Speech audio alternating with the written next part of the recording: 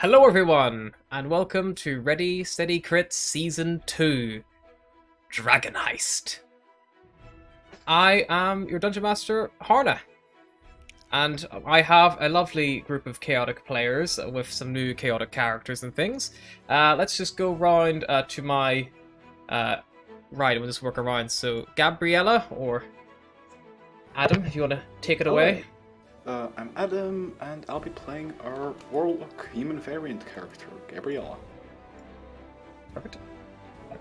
Vil. Right, I'm gonna be playing a shifter rogue called Sullivan Talbosk. Originally from Miramar. Alrighty.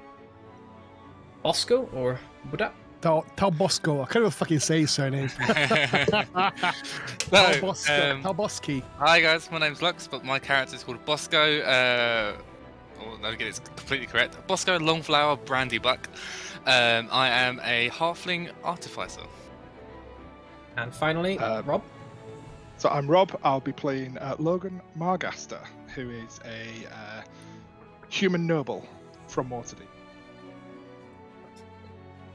So, we find ourselves in the City of Splendors, Waterdeep, on the Sword Coast. The jewel that attracts people for hundreds and thousands of different reasons of all heritages and backgrounds.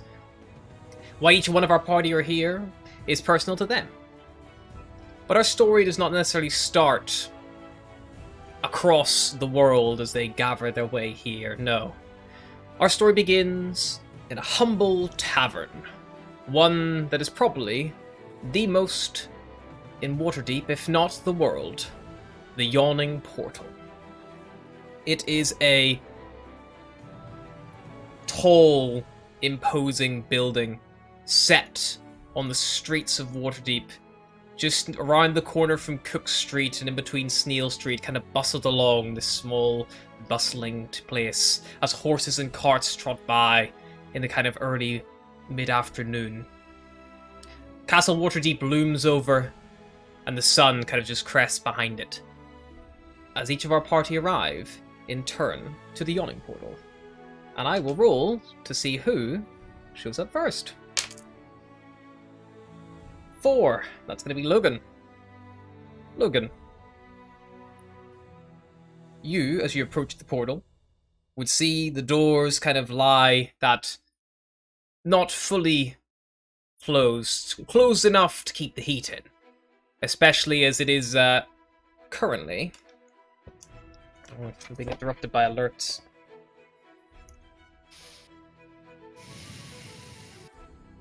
Beautiful. Yeah, so it is. I'm just trying to work out what year it is, what time of year it is for you guys. They're all different. But go ahead, Logan, while I fluff around what time of year it is. I think it's spring. So he'll be, as he tends to do, entering establishments like this, he'll be checking his coin purse, feeling a little bit lighter than it's done previously, despite his noble background. Probably have a quick check around for if anybody's watching him go in. Because, nobles, they have a certain reputation to upkeep, particularly from his family. And then he will enter just nice and understated, not drawing too much attention to himself. And probably already have the coin in his hand, ready to buy a pint of ale when he gets in. Perfect. And as you walk into the Yawning Portal itself, it is quite a hustling, bustling place. A brief skim of the audience would reveal a couple of people who you probably would recognize from your time here, being a noble of Waterdeep. But most notably, you would see someone you regard in a slight friend of yours, Jalester Silvermane, who you know is a member of the Lord's Alliance. You've spoken to him a couple of times. He is always a little bit melodramatic, you think. You think that, he's got a lot of stories, but he's a good drinking buddy. You can get up with all sorts of mischief with him if needs be. But there's like this beautiful Wooden tables around, this huge fireplace roaring up against one side of the room. And the thing that dominates the Yawning Portal is this huge well that kind of fills the void in the middle. It's this large open space that just descends deep, deep into the heart of the city below you. So seeing that there's not too many friendly familiar faces in there, he would definitely, after getting his pint, head over to Jalaster. And he'd just sit down. He wouldn't wait for an invitation. Jalaster doesn't really even bat an eyelid as you kind of approach him. Kind of just gives you like a little warm smile as you sit down. And even as you put the a pint isn't overly expensive here. It's only about 3 copper or so that you like settle up with Durnan. He probably starts you a tab, and Durnan doesn't really talk much. You approach the bar, you probably place your order. He just kind of and he's got this big, beautiful handlebar mustache. His like arms are thick, like forearms as thick as his biceps. And they're not like from being overweight. He's a strong man as he henches down and fills this nice sopping pint for you. And you make it over and sit next to your friend. And as you sit down, you kind of just like hear a "Oh, Logan. Oh, it is so good to see someone familiar around here. No one is even looking at me today." Oh, Jolly, they totally are. They're just totally hiding it from you. You've always been a people person, I know. As am I. But we can't please everyone all of the time. We have to sleep. Well, listen, I will drink to that. They'll just be jealous of your presence. Cheers. And you kind of, there's a little bit of laughing and catching up to do. And yeah, he's a bit of a, he's definitely an odd character to a degree. And whilst Logan is catching up with his good acquaintance, Jalester, Bosco, it's around this point that you walk into the Yawning Portal. Okay. I'm me being like 3 foot tall. I'm probably just gonna go I carry like a massive backpack with me. It must probably the same size as me pretty much. I'll probably just scuttle straight to the bar, kind of looking down, just trying to move out of the way and make sure that I'm not in anyone's way, and just try and grab a pint. Yep. You kind of step up to the bar. Have you been to the Yawning Portal in your brief time here? You're only fresh faced to Waterdeep by a couple of weeks. I've probably been here once or twice, but nothing. I'm not familiar with the place. To say that, no. As you kind of shuffle up to the bar itself, Durnan kind of looks down at you and just kind of gives a small nod and goes You kind of give a little wave back, but then I think after grabbing my drink, I might shimmy to a table by myself because I'm waiting for someone. He pours you a half pint of dragon bitter, which is probably the first thing you ever ordered. Going back maybe 2.5 weeks ago. You might have had other drinks since then, but it seems like that was the only one that really stuck in his head. Maybe it was a short joke, but it's fine. And you settle down, and the Yawning Portal's a fairly busy place. They're having a brief look around. There's this kind of human barmaid known as Bonnie. She kind of is moving around the place, serving at the table. You hear this beautiful few notes being strung by a little bard. He's playing a lute. It looks like some of the actual strings of the lute have been kind of broken. So there's only 3 strings on this normally 6-strung lute.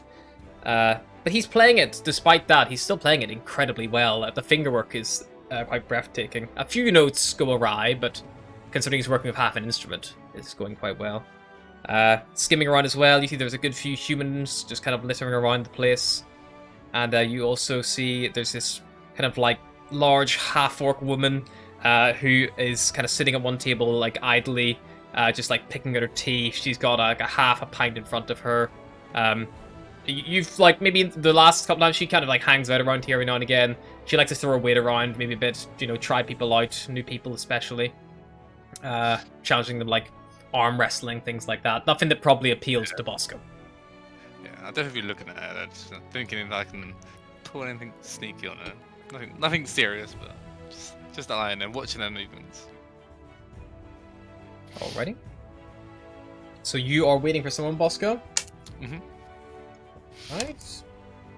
But the person who you're waiting for does not walk through the doors. Gabriella, you would be the next person to enter the bustling tavern of the Yawning Portal.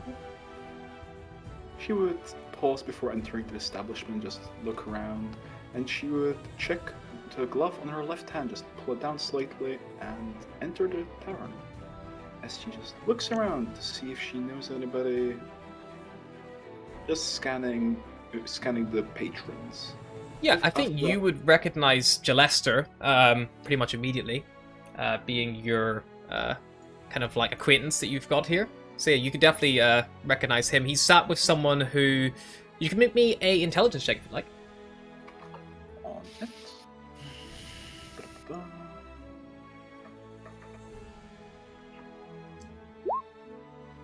22. There is something... He's sitting with a noble. There's something quite familiar about this noble. You think you probably recognize them. They're probably one of the families who grew up in the North Ward. The guy, he's a similar looking age to you. This kind of like fiery ginger hair that you would know. The Margasters, the Margaster family in particular, kind of have that nice bright reddish hue to them. And he's currently sat chatting along with, with Jalester, and they seem to be getting on quite well. You would know with your more female persuasion talks with Jalester himself, that Jalester recently, about a year ago, his long-term boyfriend was basically passed away. You're not really sure of the exact schematics, but you know he died. And he confessed to you once while very, very drunk one time. But yeah, he seems to be getting on quite well with Logan. But you don't know. It's hard to tell from an outset if Logan is me picking up what Jalester is putting down. Yeah, she'd look over, see Jalester, and after she'd head over to the bar and order probably some wine if possible. Yeah. Probably Just given what Gurning kind of just gives you like a small nod and goes like, "Yeah, Red Dragon Crush." Yes, please, if that's possible. Grabs a bottle, pulls the cork out between his teeth, and just like lugs it generously into a glass. Puts the cork back in, the side that he put his mouth on, just jams it on top, and then turns and sets it back on the shelf behind him. 1 silver. Yeah, she'd pull out the money and say, "You have my gratitude." She Takes it. Slides it across the bar, just tucks it away. Anywhere you're gonna go in particular? Are you gonna check out your friend? Or are you gonna find a table for yourself? She would, in fact, just slowly make her way to Jalester, just to say hello. Perfect. At this point, Logan, you and Jalester are probably, chatting away. Jalester's had a little bit more of his drink at this point now, and he's just kind of like, "Oh, yes, I just can't believe, whenever you're out here, it gets... With winter coming in, it's autumn already. I need to find someone to keep me warm." Would I notice? Is it Gabriella? Gabriella. You would see Gabriella Right. approaching. I would say that, Logan, you, with your quite frivolous entertainment of lots of drink and partying, memory probably won't be as good as Gabriella's. You can make an intelligence yourself if you'd like, but the disadvantage to see if you can even recognize her.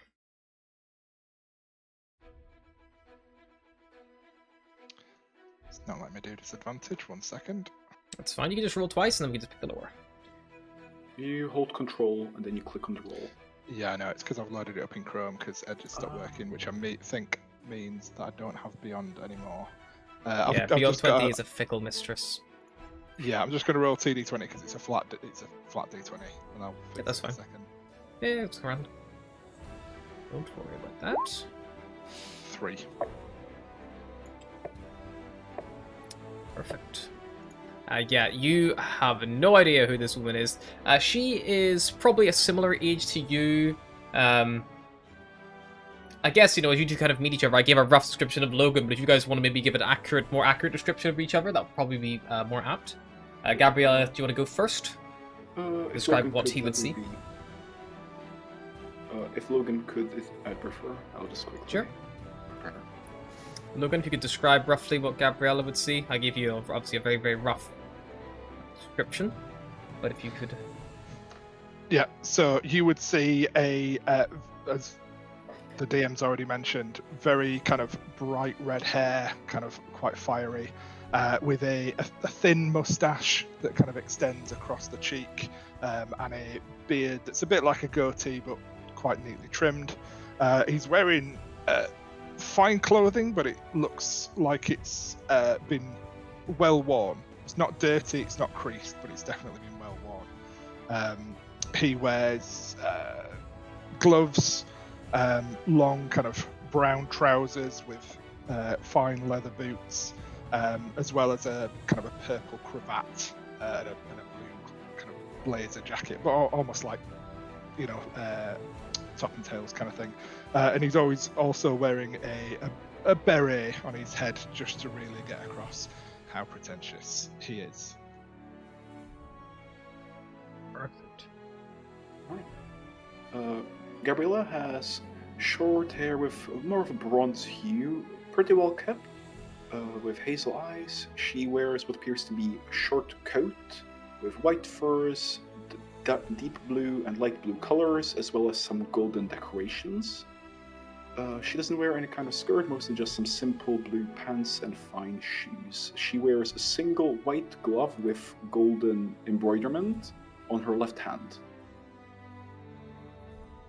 Cool. So This is more elegant and practical. So I see you coming over. Do I know enough about Jalasta to know whether this could be somebody that he might be interested in terms of keeping him warm?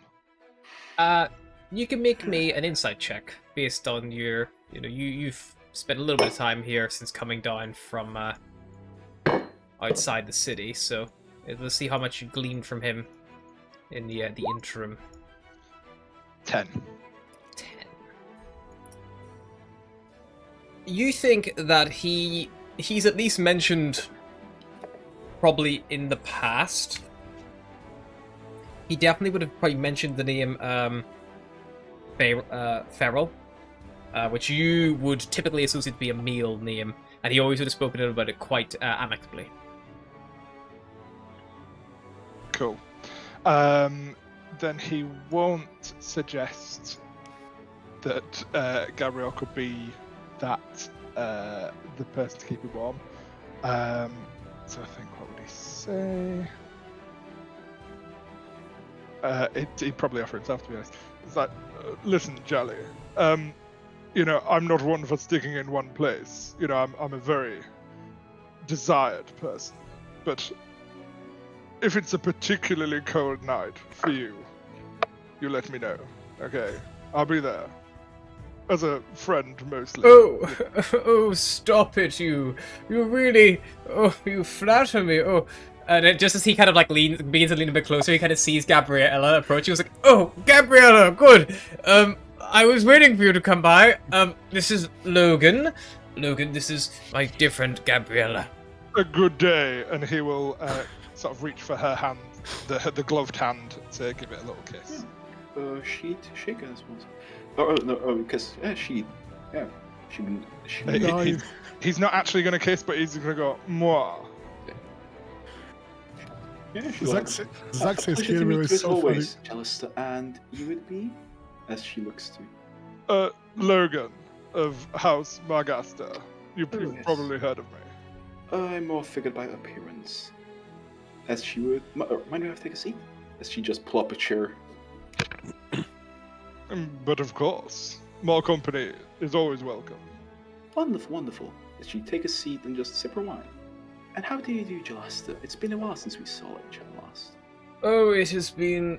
feels like weeks since I've seen you last. Oh, just keeping an eye on Yes, things for the old was weeks, Silverhand. maybe, making sure everything's in tip-top shape and all. Quite boring, really. She's got me doing a lot of admin. Anything new at the Lord's Alliance?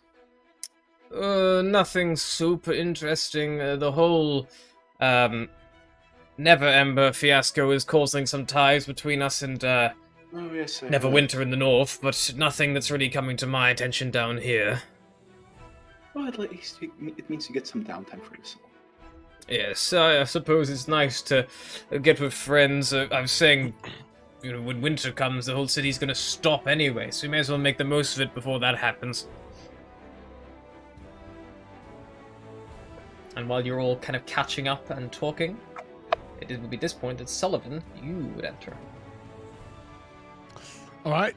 So you guys see this guy just walking into the tavern. He basically just opens the door. What do you have in here? It's a nice little place to grab a drink, I guess. And then he goes in. You can see he's wearing like all pretty dark clothes. He's got like a grey fur around his coat, around his neck. Silky dark hair, a little bit wavy at the very ends. He's got a little bit of mustache, a goatee. He looks very, very fine, very, very well groomed, with fine clothes, and almost like a lord, pretty much. He's got this big silver ring with a red signet on his right hand as well. And as he comes in, he walks in, he just walks through the bar and looks around and goes, Why is there so many sad faces in here? This is meant to be a tavern. It's meant to be a place for happiness and people to be jolly and singing together. I don't know why everyone looks so miserable in here.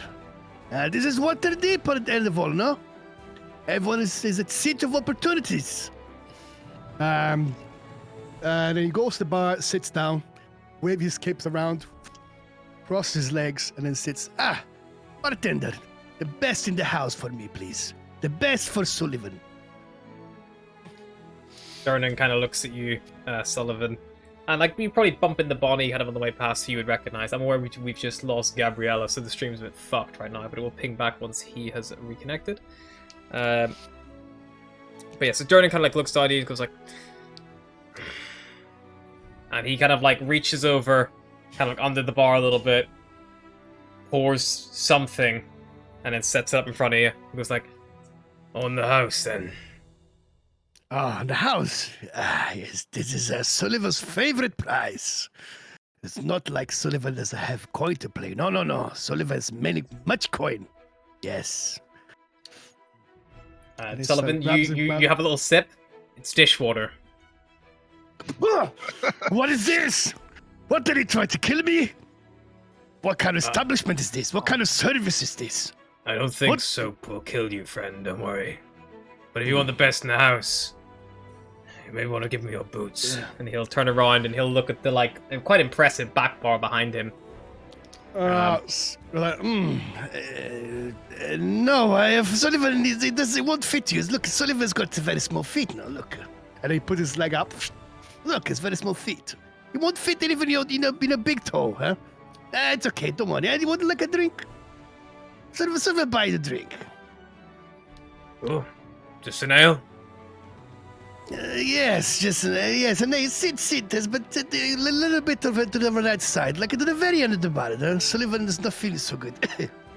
You don't want to give you something bad. See?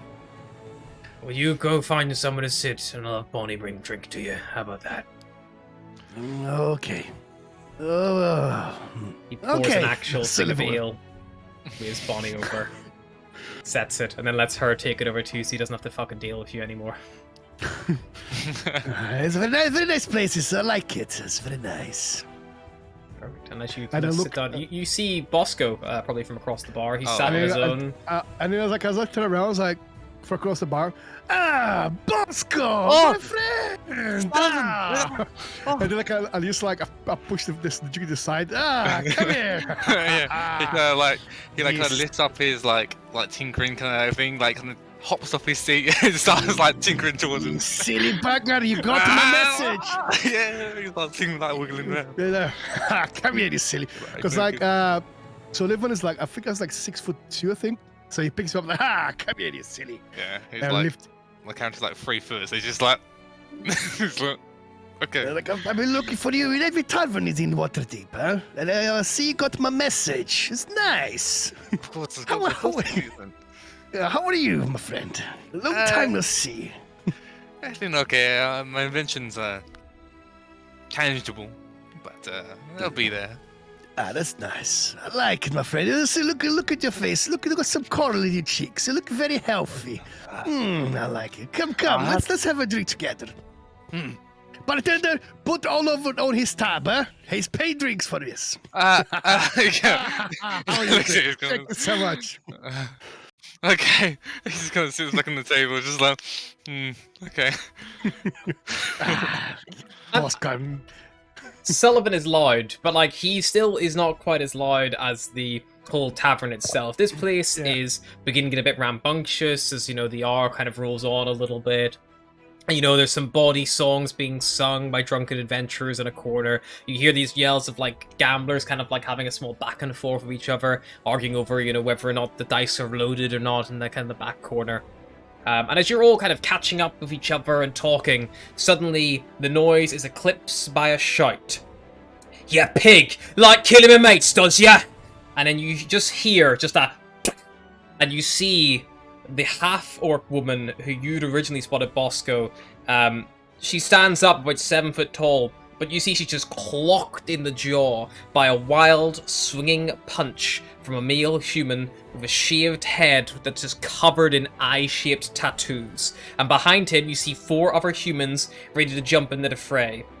You see she just cracks her knuckles, and just lunges towards him. But before you can even see if blood is drawn, everyone in the tavern starts getting up and starts kind of get a good view, and your vision is just kind of blocked by a sea of bodies. What would you all like to do?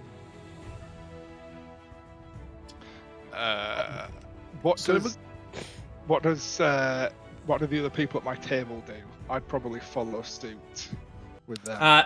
Jalester will probably just keep his head down from where he's like, he's had a little bit to drink, and he's like, I really shouldn't be getting involved in this. Oh, dear me.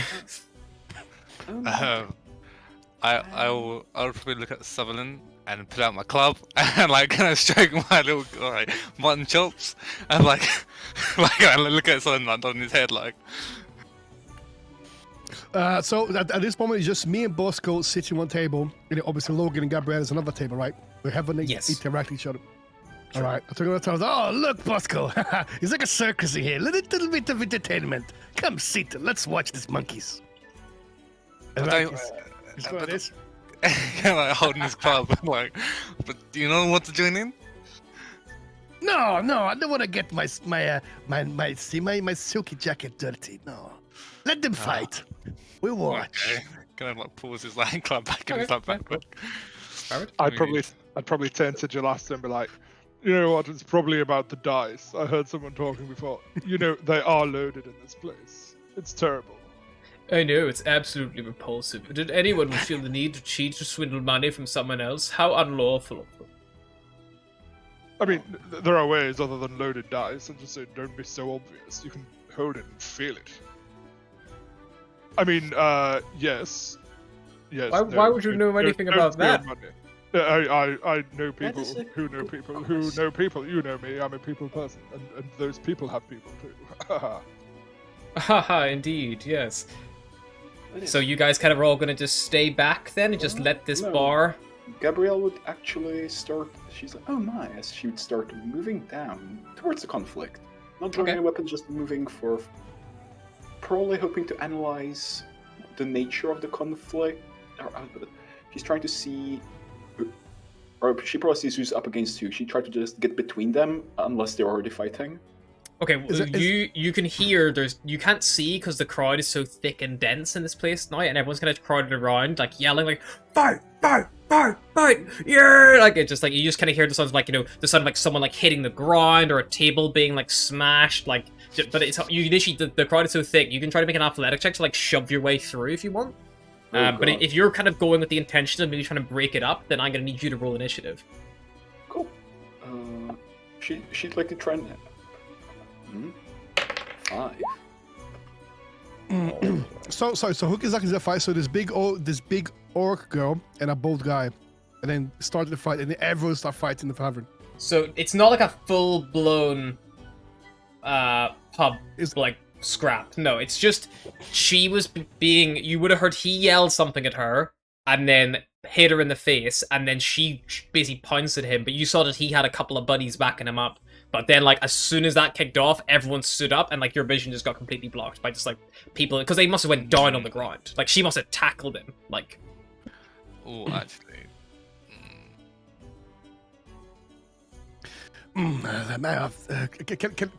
Can I see what's happening from where I am? I can't see, can I? Because there are other people. Yeah, if you want to try to move forward, it'd be an athletic check to push through the crowd.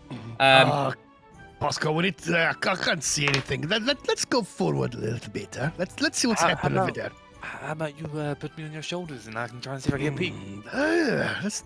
Okay, friend. Hop on, Bosco.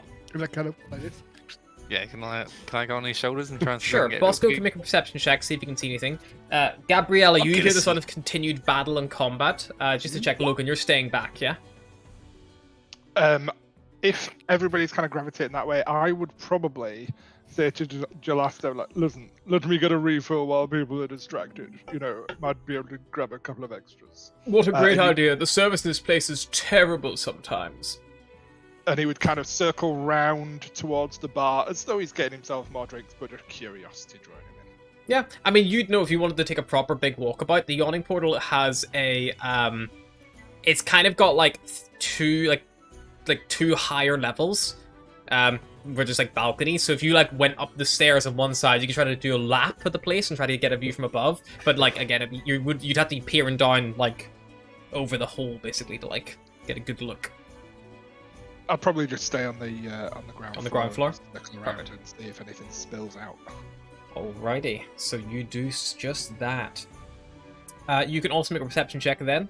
Bosco, you even on Sullivan's shoulders, it is like the crowd is just, two in the way and you're just not tall enough. And every time you get a place where you might see something like a mug goes like, just like blocks your vision perfectly. And you're like, fuck. I was like, forwards, no, backwards, no, left, right. Oh, I can't see anything, Sullivan. Should we just go? No, this way, not this way. You said this way? No, that way. No, I can't see. No. No. How about now? No. Let's go. In. Very go much in. like teetering back and forth with this top-heavy halfling on this like human's shoulders. Logan, you kind of see from across the way, it looks like she has got this guy on the ground. You can't see what he looks like because the well is kind of blocking you.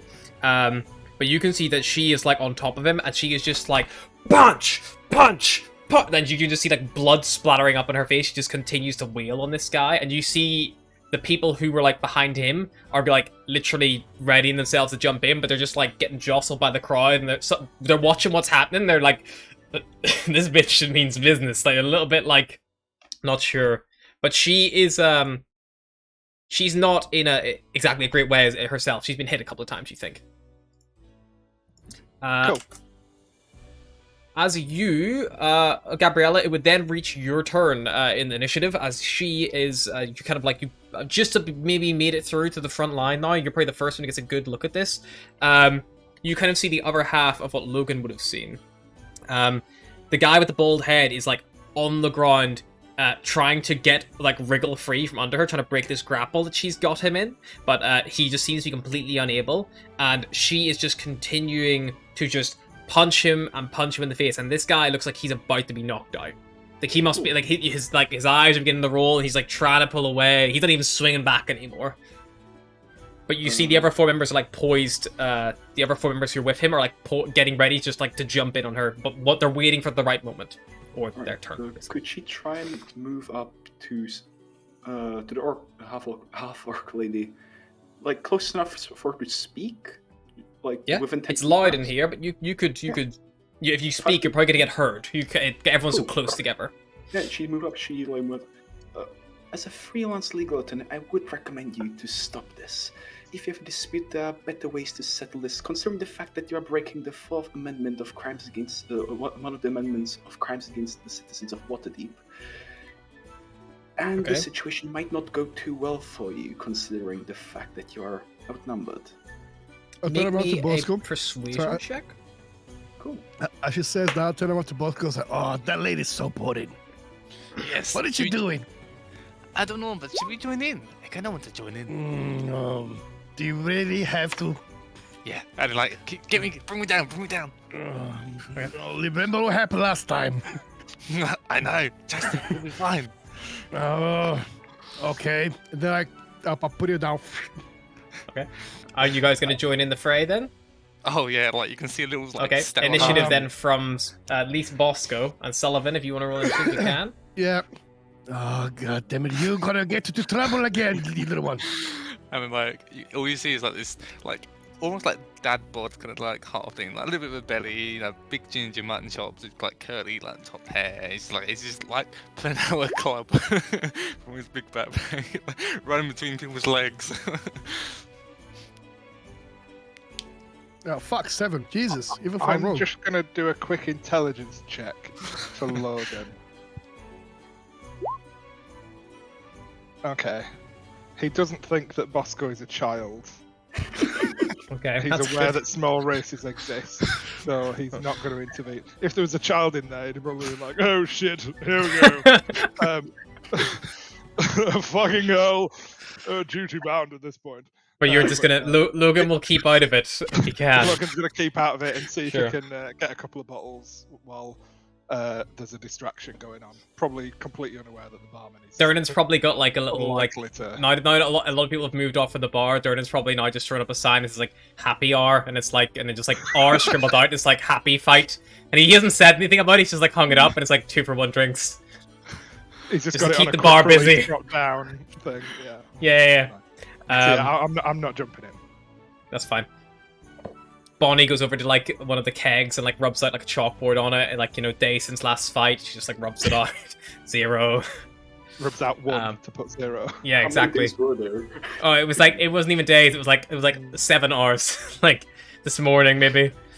But yeah, so you kind of like whisper this, not even whisper. You can like not yell, but you raise your voice, Gabrielle, to get your point across. And Yagra kind of like stops pounding this guy for a second and like looks at you and just goes like, "Yeah, you're probably right." And then as soon as she says that, the other 4 members all just jump in behind her with fucking clubs, just like wailing on her fucking ass. So that is gonna be a. That will hit. So that will definitely hit. That will hit. Wow. Oh my god. I rolled a 18, a 19, a 20, and a 14 on all those rolls. Get him out of the way This bitch- now. I like it. Bitch getting fucked. Oh, fuck's Alright. sake already. Let's see how much damage they do then. Well, there's a shortest campaign ever, guys. Well, it's not on you guys. It's against this NPC. Oh. They're all wailing on the half-orc lady who they were trying to fight. Redness and towards kicks in. Alright, let me just see here. I know that they use clubs, but I can't remember what their strength bonus is at the top of my head. There we are. +3. So... Using clubs? Yeah, they're using clubs. Using very, very scimitar-looking clubs. 15 +4. 22 damage, Jesus, okay. They just begin wailing on her, and she looks like bloodied as they just like you hear her back crack, a rib probably snaps as one of them gets a good hit in, and she just lets out like a roar of pain. But that is their turn, and we are now on to top of the round. Yagra's turn. She is going to finish off the one on the ground. So she literally is just going to... She's been punching him so far, but then they've just gone hard on her. She is going to basically throw him on the ground prone and like try to stand up, kicking these guys off her. She takes a mace off her belt and she's gonna try to fucking just bash this guy's head in with a mace. She doesn't get advantage, he's prone. That's gonna be a 19 to hit. Definitely hit. And that will be enough. She just like hits him like and just knocks him out completely. Can we just see here? Yeah, she knocks him unconscious, and then she's gonna turn the mace onto one of the other kind of like thugs who have beset themselves upon her. That will also hit, so she's gonna deal with her 6 damage. And she immediately like she catches that one just across the jaw with a heavy slug. Who kind of like sends them staggering back, but they're still standing, a little bit bloodied, but they're still standing. And that is her turn. It is then Bosco. It's your turn. You're probably about 15 foot back or so, just because of the density of the crowd. But you can like nimbly dip through the legs of people. Yeah, because I've got half the nimbleness, I can move through space of any creature that is a size larger than yours. Because I'm small. Yes. So I'm gonna actually drop my club. I'm gonna pull out my slingshot from my pocket, and I'm just gonna kind of like weave it in. I'm just gonna like ping it straight at one of the men to try and At help one of them. the thugs. Yeah. I'm trying to help. I suppose she is also a thug. I'm going to refer to... I'll say Yagra is the half-orc, and then anyone else I'm just going to refer to as thug. But they're all thugs. I'm definitely helping the Heartful out, because I know she's like a regular here, so... Yeah, you've seen her before. Yeah.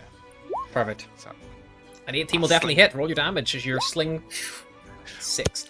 So you aim... Are you going to aim for the one that she just, like, clocked? yeah, I'll help her out. Beautiful. So you actually like see the mace hit this guy, and he like staggers back, and you just like bring the sling out. And is it like one of those Y-front slings, or is it like one of the like you know the ones you spin and loose, like, or is it like the traditional slingshot, like a? Oh yeah, it's like the wide front ones, which is like. Okay, so you get this big slingshot like with like a stone in it, yeah, and just release. Like And it flies in between like a patron's legs. You hear guys go, oh, and then you just like hit this guy like square in the mouth, and he just begins stumbling back. It's not a melee attack, so you can't declare that to be non-lethal. So you hit him, and like you just see like blood is just like pouring on this guy's fucking face, and he falls back against like into the crowd, and people catch him. They're like, whoa, what the fuck was that? And, like, is he okay? You see them like looked from where she was like. Then she like. Hey, calm down, little one, huh? Calm down. Not too much power there. Wait, how far are we into the session? How many minutes? 57 minutes. We've already committed a murder. Let's go. We knew it was gonna be you, mate. We knew it was gonna be you. I look at him as like, Bosco, maybe we should get the fuck out of here. He was like, put away sling if you can. Anything else, Bosco? I'm trying like hide between people's legs, like trying to fake. You're just like standing there like, if the world could swallow me up, that would be great. And like, I tried to like hide his sling as best as you can, like. Alrighty. Up next, then we have Sullivan. Bosco has just committed murder. Okay. Well, you're not sure go 100%, but that man doesn't look unconscious. Is it really busy? Like, is it really busy where I'm guessing, right? He's all up. Yeah, it's pretty busy. I'm gonna look to my left. I look at both like, don't worry, I got this. I looked at him and I was like, you! I saw you! Well, you just murdered that guy! Right there! I saw it with my own eyes! Are you What just have you pointing to done? like a random, like... Yeah. You! Okay. Let's I see saw it. who you're accusing, shall we? Do you want to roll me a D? It's not gonna be Durnan or Bonnie. Or would you... Roll me a D4, please. If it's me, I swear to God. You point to the bard who's playing on the 3-string lute, who's like been playing some battle music, like, and you're like, you there, you just murdered that man. He's like, what do you mean I just murdered that man? I did not murder that man. You got this special device. I saw it to you. Make me just a persuasion check to see if you can like convince the crowd that maybe Perception 'cause I'm Matchroom lying. 3 Strings Merrick has committed murder. Is it a deception? Because You can do deception, yeah. You can do deception. Oh, alright. Oh, God. Okay, deception. Come on, come on. Oh, come on. Where is it? Pow! I'm gonna turn back to Jalasta and be like, holy shit, the bard's a fucking murderer. Murderer! I I saw it. I presume contesting with insight is on our own turns, correct? You can allow you to use a reaction if you want to try to insight check Yeah. that, as it's called. Murderer! I saw it among my eyes. I'm not sure why all the I things of spit- D&D Beyond are moved up by like 2. Bosco I like, dis- yeah. I despise told you to do murderers. it." I hope they burn it in 7 hells. What are you talking about? I live here. No, I would Ryan! never do anything like this. I I'm, can smell the poison in your tongue. I'm just Stop a lying. bard. You If I was piece gonna of kill shit. anyone, I'd You use music. murderer. Come on, man. Like he's like Someone trying to get like. him. I'm gonna Get have him. I'm gonna have him make an opposed persuasion Oh, check to try to defend himself. Oh my God. I guess a fucking bard as well. Fuck. He is a bard. Come on. Come on. I need to Sullivan. turn off the Do it. auto initiative. Actually, you know what? It would probably make sense that he would have initiative because he does literally live here. Sullivan is a shit stare, by the way. It really is. It's a shit Luckily, stare. Oh, he's a bard who is not proficient in charisma though, so in persuasion. Sorry. So yeah, he only was a 12. I was like, no, I didn't kill that man. No, you must listen to me, please. And Sullivan's just there, like yelling, like, He it's goes bad. in. Sullivan, I will say, you don't think you have convinced enough of the crowd who are like 100% like, this guy killed him, but you've at least caused enough chaos that they're genuinely not sure where the sling came from and all of the and like they're like, did this, like they're like, well, one of these guys must have killed this guy, and like, but we don't know who. Like, so it's, I saw it. He saw the sling out of the window. Cheeky bastard. I saw it. Kill him. already. And okay, so that's my Anything action, else? right? That's your action, yeah. Well, I can't do anything else really. I'm just gonna stay there. All right. But I am. Gabriella. I have a sip of my ale. Yep. Murderer. Yes. I'm just reading up on the Codex of Law one moment. Just a sec. Murder, I'll- robbery, using magic. Bendable. Alright, so, she would, how far would be, how many thugs are still standing? Excluding half-orc, fucking hell. How many thugs are standing? There are 3 still standing. One is unconscious underneath Yagra. One is dead, bleeding out, who's just fallen into the crowd. Cool. And then the other 3 are all around Yagra, wailing on her. They're all quite close to you as well. Cool. She'd move up to one of them, and she would. Or no, what's the range of the spell? Cool. She would try and cast Charm Person. Perfect. You are not fighting them, so I will say that they do not get advantage on this save. That makes sense. Mhm. What's the DC? They rolled 14. pretty well. They rolled a 15, unfortunately, on the dice. Fucking- Sorry. Ooh. You Yeah, try to right. cast this spell, and you, like, you know, see it just doesn't take effect. They kind of turn and, like, give you, like, a cock eye and be like, hey, I think she's with her. Oh, you're mistaken. I'll just make my way here. And she'll just move behind the table. You Still macking up out of his, holding her trying to get wand. out of his reach, basically. Oh, I didn't see. There's no battle Oh. maps. There's all theater mode. But like, would you want to leave his reach? Or are you gonna stay engaged with him just in case? Well, I'll roll D2. Or I'm gonna go. Stay in reach. All right. He doesn't take an attack of opportunity against you then. Alrighty.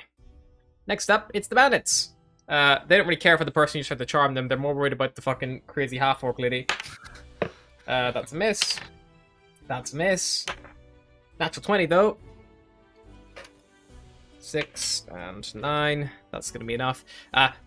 2 of them swing, and Yagra just like, now with her own mace out, just like parries these clubs with ease. But the third one like, kind of like gets behind her and just like twats her on the back of the head. And you see she just like begins to fall unconscious, and then just as she's falling forward, her half orc like lineage just kicks in, and she just goes, oh, and just turns to face this guy. And you see, he goes, oh fuck. She's relentless endurance, just stays on 1 hit point. Oh, she's a tough woman. I mean, Strong. tough work, woman. And then it's her turn, and she's gonna fucking go straight for the guy who natural 20'd her. That will hit. And that will also hit. So that's gonna be... So she just, like, brings her mace down in this guy's head once, and then, like, across his chest on the second strike, and he just falls back, just, like... like, horribly winded and just, like, writhing on the ground in pain. He is unconscious. So, 2 bandits left. But she is looking really fucked. You want to get to the And that's bad her side. turn. Bosco. 2 bandits left, full health. No, I'm gonna try and pick up my club, and and I'm gonna run straight at the bandit. You know, it couldn't be me. You know. Sure. Nope. You swing. You, like, clonk him on the shin. He's like, fuck! Ow! And it's like, I kind of give him like an angry stare. Yeah, I'm he like, looks down at you. See, he, like, begins to bring his club to bear against you in retaliation. Yeah, and that's it. Alrighty. And then it is going to be Sullivan. Someone who looks like, I can't take a lady being beaten like this. Sullivan must do something. How many of them is there? 2. There are 2 remaining, yeah. Okay, she's not an ally, is she? She's not an ally, is she? If you were intending on joining the fight on her side, she would very quickly assist you. Okay. She's on death's door. She'll definitely be looking for allies. Okay, I'm gonna. I can't let the lady get beaten up like this. Doesn't matter how big they are. And I'll. This is what she looks like, by the way, if that helps sway anyone. Yeah, I'll go take my 2 short swords, and I go like fucking backflipping. That's Yep, beautiful. You lunge forward. Yeah, gracefully. Yeah, there's 2 Speed around. remaining. I'm gonna go to the one that looks most injured, or the one that's closest to her. Yeah, that would be... They're both the same health, so either. Okay, I'm gonna go. Ha! Right, okay, whichever is closest to her. So, dagger. Boom. That will definitely Ooh. hit. And with Sneak sneak attack, attack of you guess- 11, are you attacking lethally or non-lethally? Non-lethally. You bring the dagger around the bear, and you just, like... Kind of like, you initially going for a stab with the, like, point of the blade, and you see this opportunity, and, like, you, like, deliberately swing short of this guy's face, and just sees, like, ha! You missed! And then you just go for this, like, uppercut with the back of your hand and the pommel, just like, oh! Just, like, his teeth, just, like, you see, like, they break in his mouth, and you just, like, clock at me, so, oh, it just, like, stumbles back unconscious. Can I say that I just come with this? Look at this little bird! I go like this one knife, but then with the other one, I whack him so hard in the balls that he goes unconscious. Sure. He just goes unconscious. You didn't see that coming, did you, friend? Oh! Hello there, little kitty. Did I have a bonus action? Fuck is this party?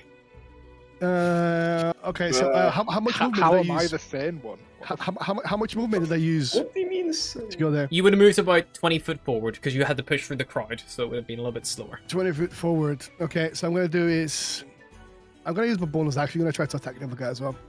Perfect, go for it, make your attack. Okay. And then I take the offhand blade and just go the other guy. Go for it. Okay, so bonus action. And do you have the 2-weapon fighting style, or no? No, I don't. I know. 21 more hits, so just roll a d6.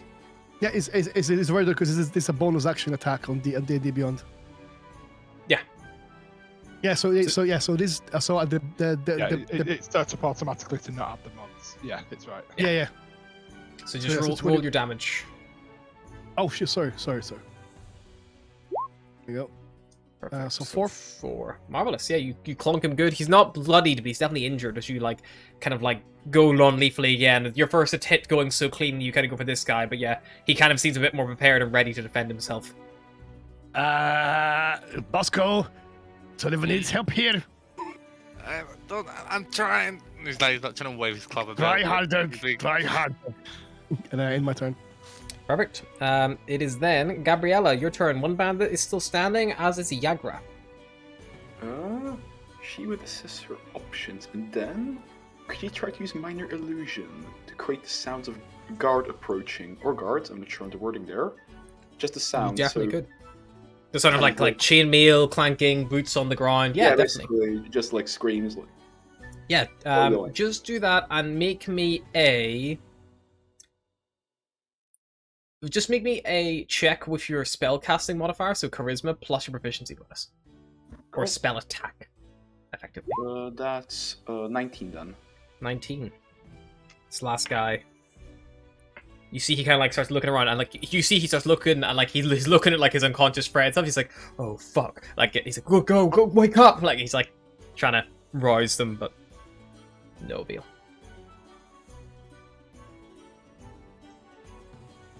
And yeah, that'll be. She'll move a bit back, and that'll be the end of her Sure, turn. yeah, you back up.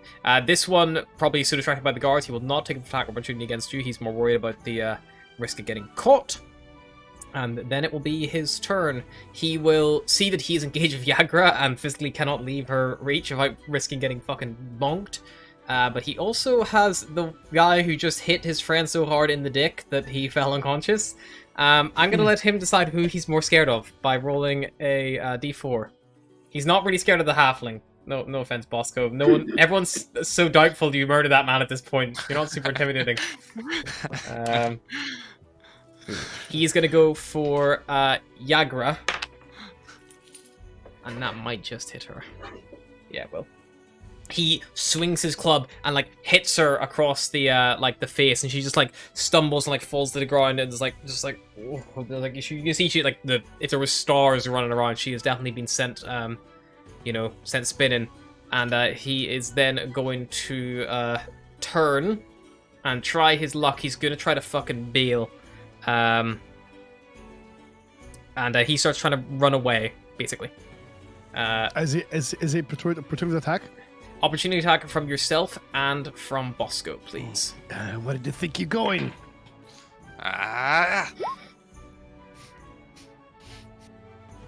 The 10 will just miss Bosco, unfortunately. But the 11 will just hit. No, the 11 just misses AC 12. So you swing at him just as he's running, and he just begins wriggling through the crowd as quickly as he can. And you hear him yell as he goes. He yells, "For the Xenophar! Fuck the Black Network!" And he just begins like trying to meander his way, trying to get out of here. And you see a lot of people like a lot of people who gathered to watch the fight who didn't want to get involved, like immediately be like, "Yeah, no, fuck, let that guy go!" Like just like letting him go past. They're not like getting in his way. He just fucking knocked Jagger Stonefist unconscious. So. Yeah, he begins running, and as he is running, you kind of hear shouts of alarm, and at first you think it's because he's getting away.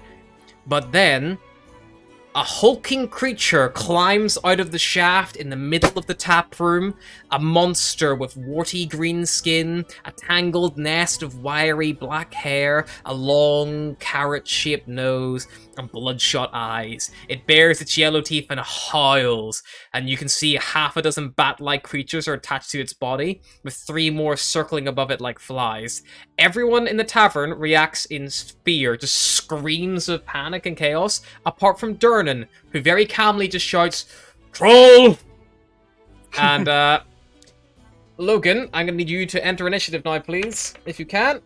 Certainly. He's just at the end of the bar, like, oh no, two each. Right, yes, on Jolas's tab. Oh, fucking hell. Okay, so Durnan is gonna go just after Bosco. 16. So that's gonna put you, I think, just gotta scroll back. What the fuck was Bosco's initiative? 19, so you're gonna go just after Bosco then, Logan. And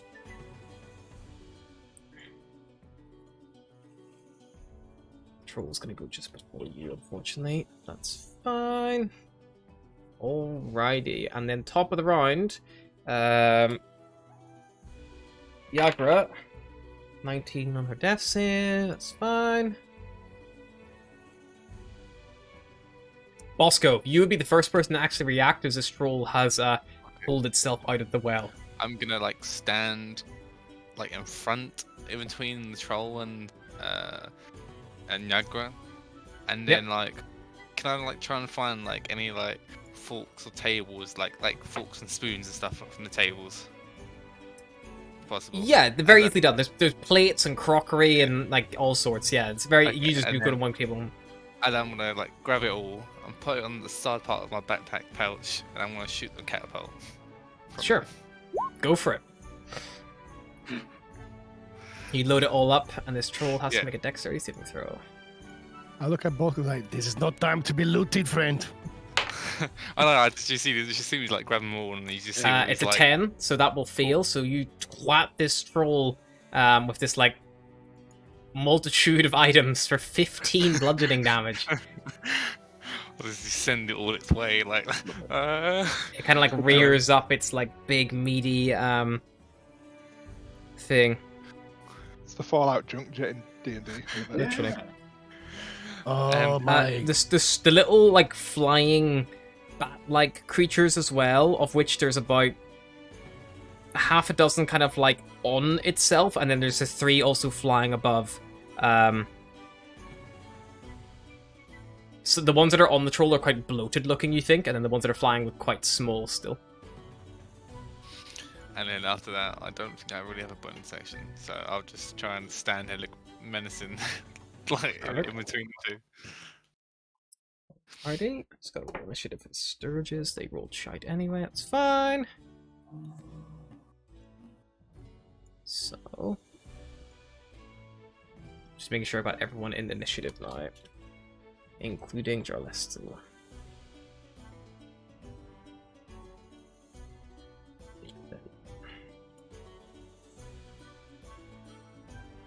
Alrighty. So, I'm just checking I've got everyone sorted here. Troll's turn. Troll is going to clamber out from the hole. And it begins to regenerate. You see it begins to...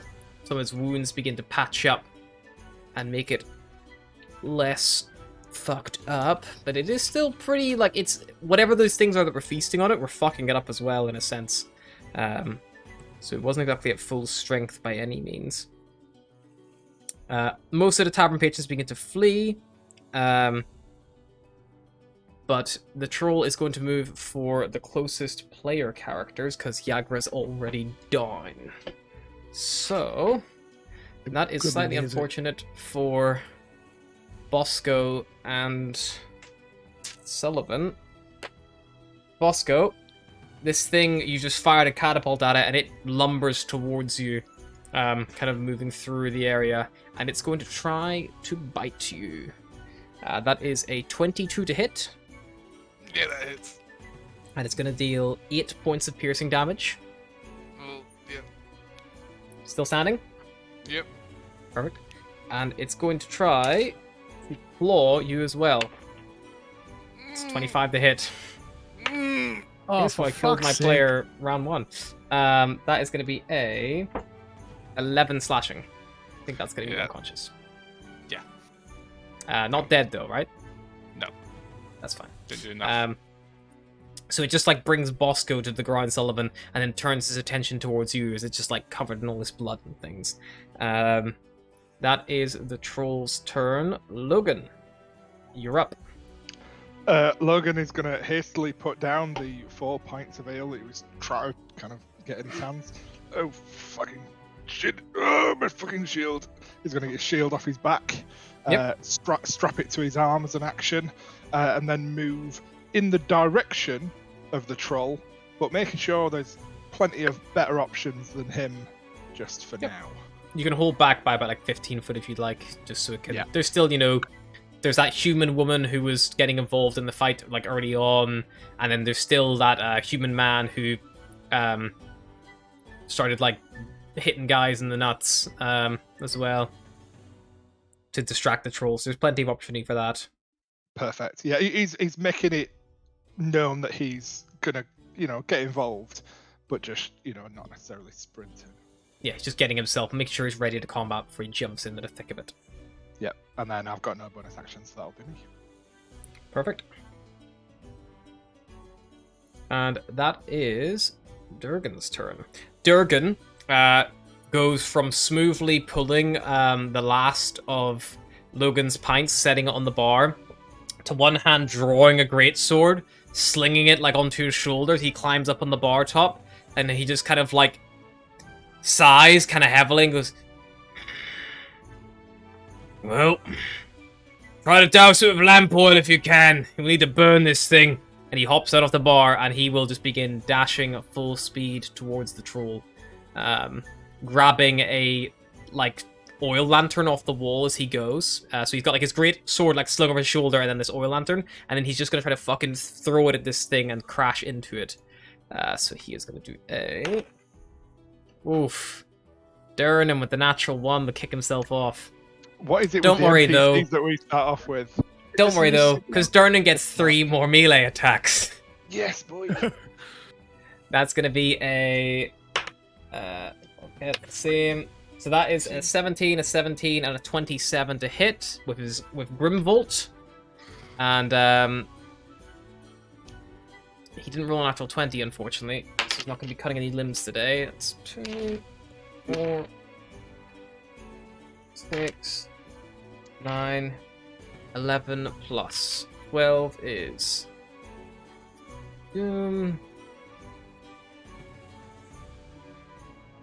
that's fine. Yeah, he begins hacking into this thing. This troll looks critical after he's like just done wailing on it with this beautiful greatsword, Grubenvolt. And that will be his turn.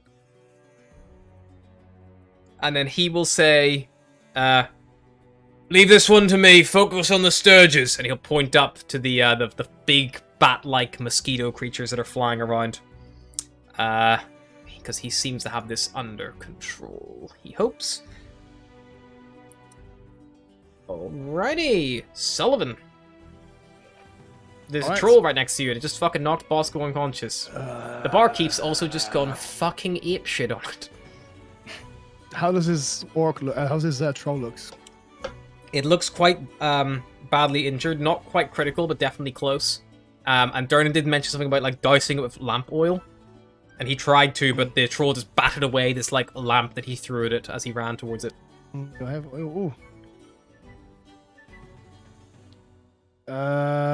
Fuck.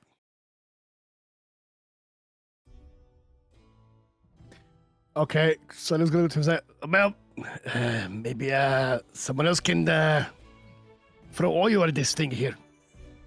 But Bosco, I'm just gonna go over there for a minute, and then I'm gonna use my bonus action. I'm gonna turn it to I'm gonna use my shape-shifting form. Sure. And then I can see him like for the first time, like to get like a little bit like not like full on into like a cat-like animal, but like you see like fur going his face.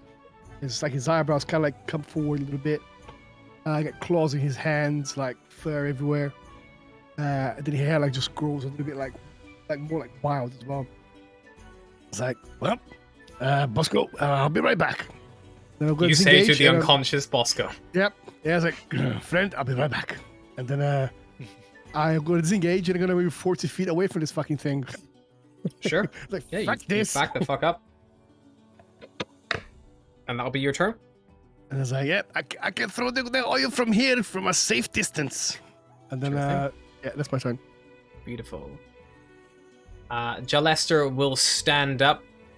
He does actually have his longsword on him. He doesn't have his shield or anything out. He will begin moving forward with his... He's drawing his longsword as he moves forward, and he will join Durnan in combat with the troll because he can't reach the flying things. Hitting it for a... 3 damage. Oh, I see, it would be a d10. Yeah, fucking 3 damage. He begins hacking this thing. He was second attack anyway. I think that hits. That will just hit. Let me do this time. 4 damage, 2-handed. Wow. The troll is looking critical though, as Jalester begins to carve into it. At the end of his turn, Bonnie rushes up to Bosco and will begin to try to stabilize him as best she can. She's got like a first aid kit out from behind the bar, and she's going to try to patch him up as best she can. She rolls a 19, so she stabilizes Bosco. He's no longer bleeding out. And then she will just kind of like make herself look as small as possible. She's trying not to be hit by the troll because she doesn't move quite close, but she's like kept her distance as much as she can, but it's got quite a good reach, unfortunately. And that is their turn. Gabriella. Cool. Gabriella will take off the left glove on her hand, revealing what appears to be a blood red tattoo on it, as she holds her hand out, uses her other hand to stabilize it as she lets out an eldritch blast. Beautiful. Make your attack. Are you firing at one of the things in the sky, the flying things, or on the Sturges? Perfect. There are 3 of them that are flying, and then 6 of them that are like still in this troll's body. Wah. Ooh, natural 20, that'll fucking do it. One of these Sturges just fucking tanks it and just like crashes into the ground. It's just like, she's like, boom, and just like hits like one of the rafters and falls down dead. She looks at her hand, looks at the Sturge, and then moves 10 feet by. Huh. Wonderful. And I'll be her turn. Perfect. Then it is going to be the 2 remaining Sturges' turn. The 6 bloated Sturgers on this troll realize they're not in a very safe situation for how nice and full they are, and they begin fluttering slowly down the well, going back from whence they came, which is fine, leaving only 2 left. And the 2 that are left, one is going to fly towards the one who just Eldritch Blast their buddy, and the other one is going to fly towards, probably... I'll roll to see who it goes for. It's going to go for Sullivan, as he's backed up. So, on... this thing's all set to auto rolls again, isn't it? Yeah. Oh, it's going to be it manually, it's fine. To hit... Gabriella, would a 15 hit you? She's an AC of 11, yes. You take 4 points of piercing damage, and this Sturge latches onto you. And it begins to suck your blood. You think if you don't get this thing off you by the start of its next turn, it's probably gonna suck more of your blood out and drain you. Mm-hmm. The other one, oh my god, flies towards Sullivan. Sullivan does a 24 hit. Oh, fuck, yes. 6 points of piercing damage as this thing, like, digs itself into your shoulder and begins sucking on your blood also. This thing is a flight of flankers, aren't they? Yes, but they're now within melee of you. They're right next to you, because they've, like, embedded their little needle beaks in you. And that is their turn. Top of the round, Viagra makes our save. What we're gonna do is, my reaction is, because the creature ends its turn, 5 feet away from me, I'm just gonna use my reaction, move 10 feet away from her. Okay, My swift to stride ability. That's fine. It's attached to you, so it comes with you. Oh, okay. So it's like it like embeds itself in you, and it effectively is attached to you. So you can try to use your action to like rip it off, or you can just kill it. But like, I get it. Okay. So I stay where I am. That's fine. I forgot something due to being new to the class. That's fine. She has a passive. It's called Dark One's Blessing. Whenever she reduces a creature to 0 hit points, she gains 5 temporary hit points. Okay, cool. That's fine. So she's at full HP and 1 temporary, if I'm correct. Perfect. Yeah, that's grand.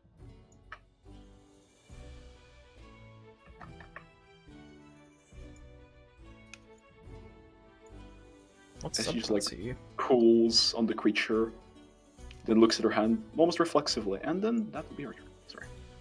That's fine. Perfection. Just checking something real quick. Bosco, death saving throw. Actually, you're fine. Never mind. Troll. Oh, no. Troll in the dungeon. It's going to turn its attention towards the 2 people who are sealing it now. Primarily Durnan and Jalester. It will miss Jalester.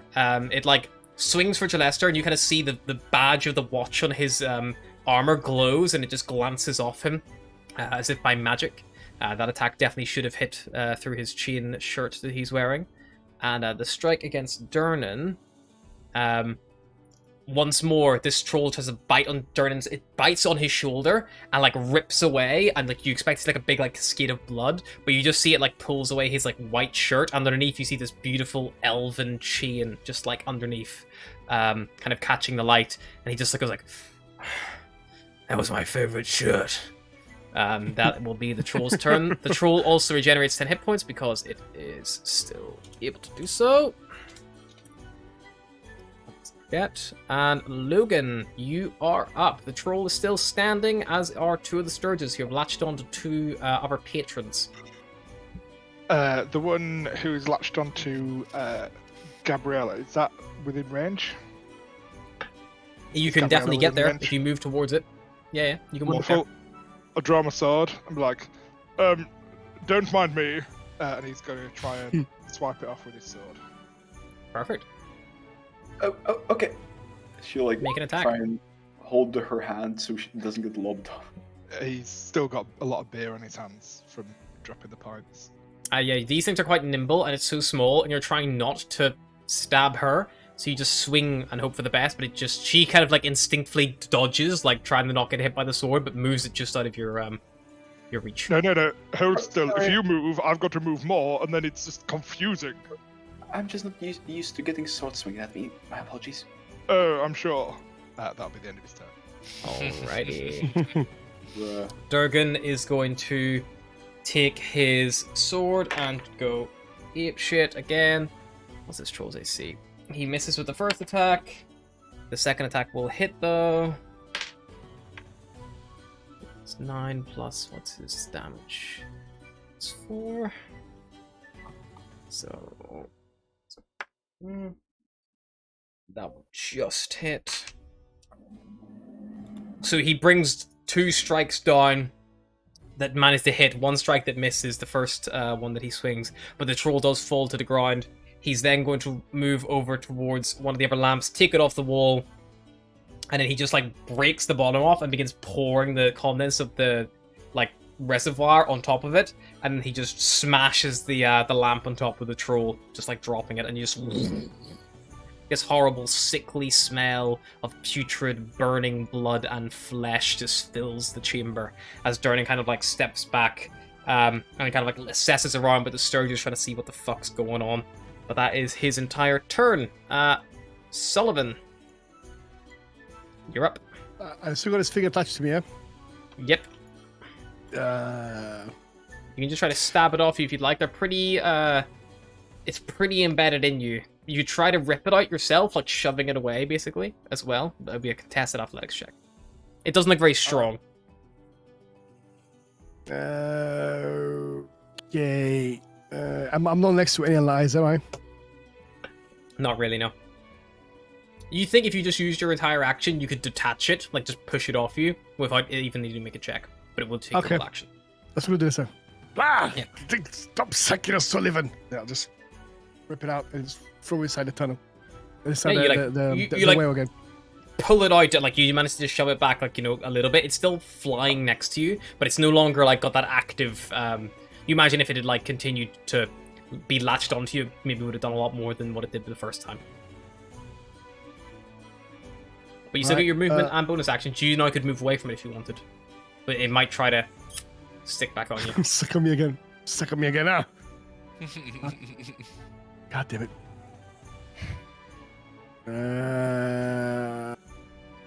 It was like, get away from me, you sucking blood thing. And then I tried to run away.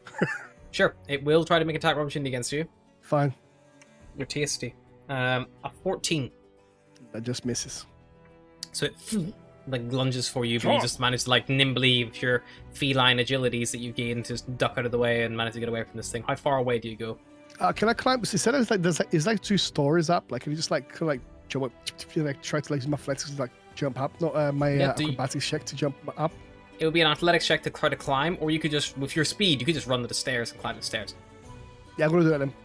Sure. And if I'll stay from the top, and then as I'm there, I'll draw my. I can't draw anything yet. That's fine. That's end my turn there. Alrighty. Then it is going to be Jalester's turn.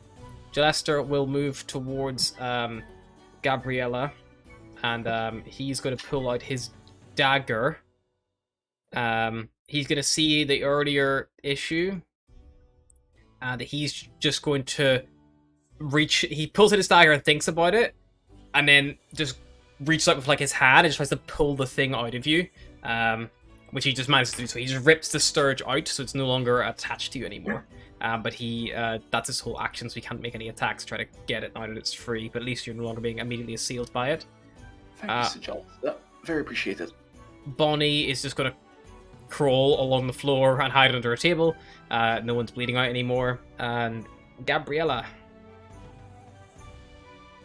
your turn. Alright. I presume she would have disadvantage on the attack due to being in melee? Yes, unless you're doing a ranged attack.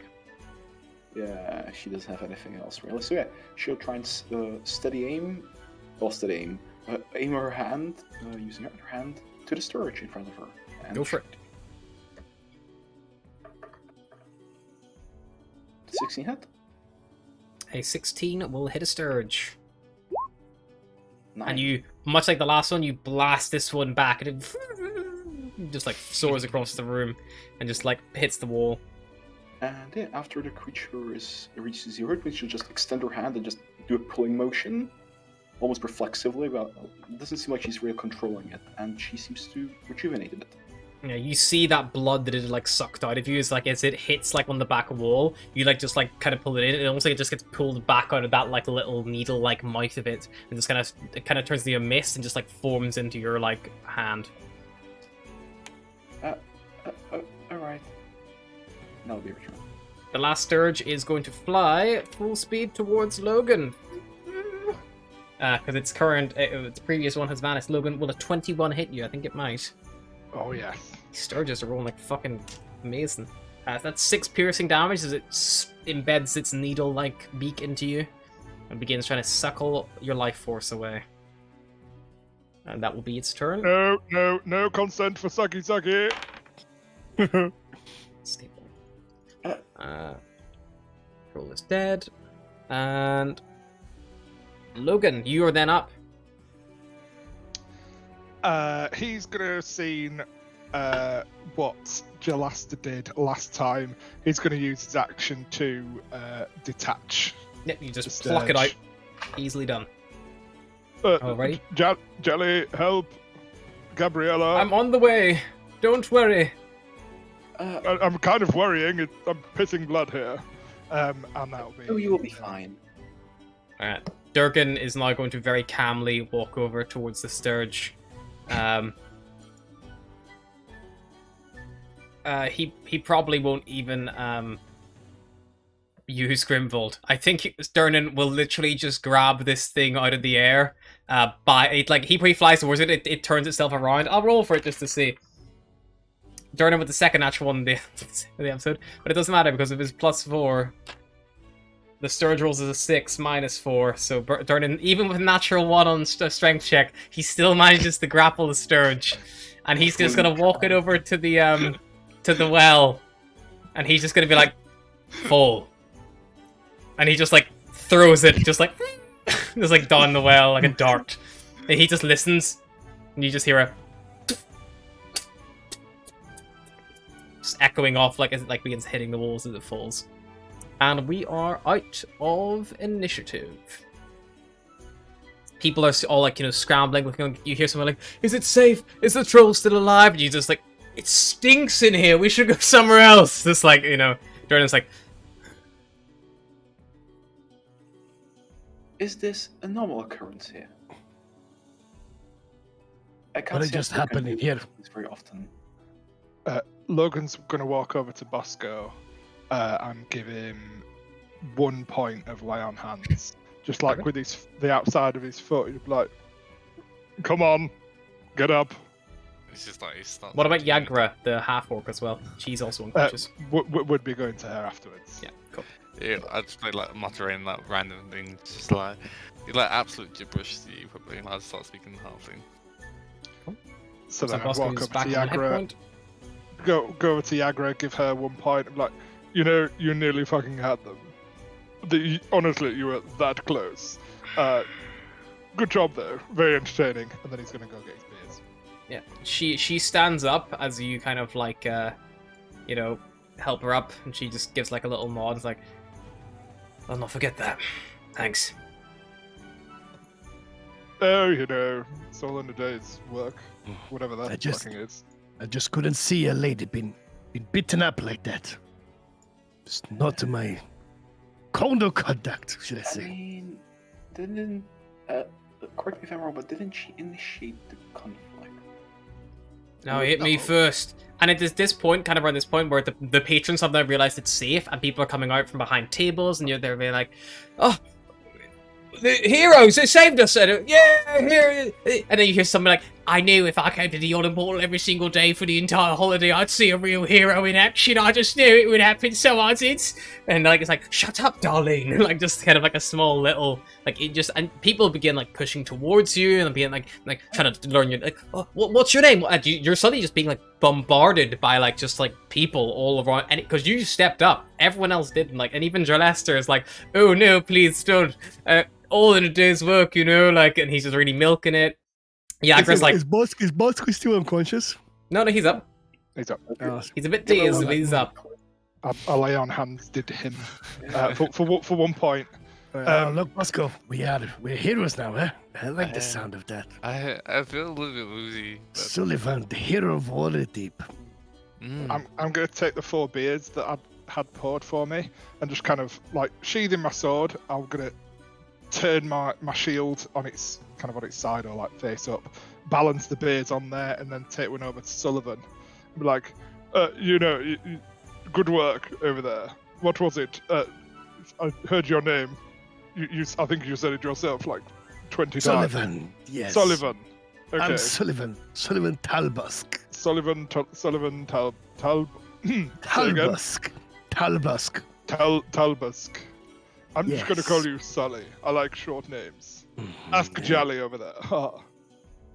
I like your attires, my friend. Where did you get this from? Very Oh, fine clothes you have here. My family, we have a guy, or a girl, I'm not sure. They've got long hair. Anyway, I don't really bother for pronouns myself. But listen, Yes, look. have a beer. It's on me. Oh, thank you, friend. It's actually What? on Jolasta, but it's fine. Uh, It's from okay. me, and that's what counts. As you two are likes kind of gifts, talking, yes. a guy kind of pushes through the crowd, and you notice he's got like this like big like bushy brown beard, well kept mustache, kind of this like slouched hat, puffy kind of like sleeves about him, and he kind of like pulls the rest of you all in as well, kind of leaving Yagra and Jolester, who kind of end up like uncomfortably dealing with the crowd, but he managed to get you four roughly together, everyone's pushing together, and he goes like, "Oh, well. I have not seen a bloodbath like that since I was last in Baldur's Gate.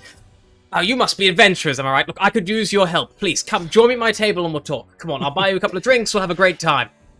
I'm Volo, Drinks? by the way. Okay, you're Volo in, Thamp you're in. Gedam. I don't know if you've read my Free books. drinks. They're really quite good. Maybe you get a signed copy. Come on, let's go. Let's have a sit down and get away from this crowd. Come on, and he begins trying to lead you upstairs, kind of away from the hubbub.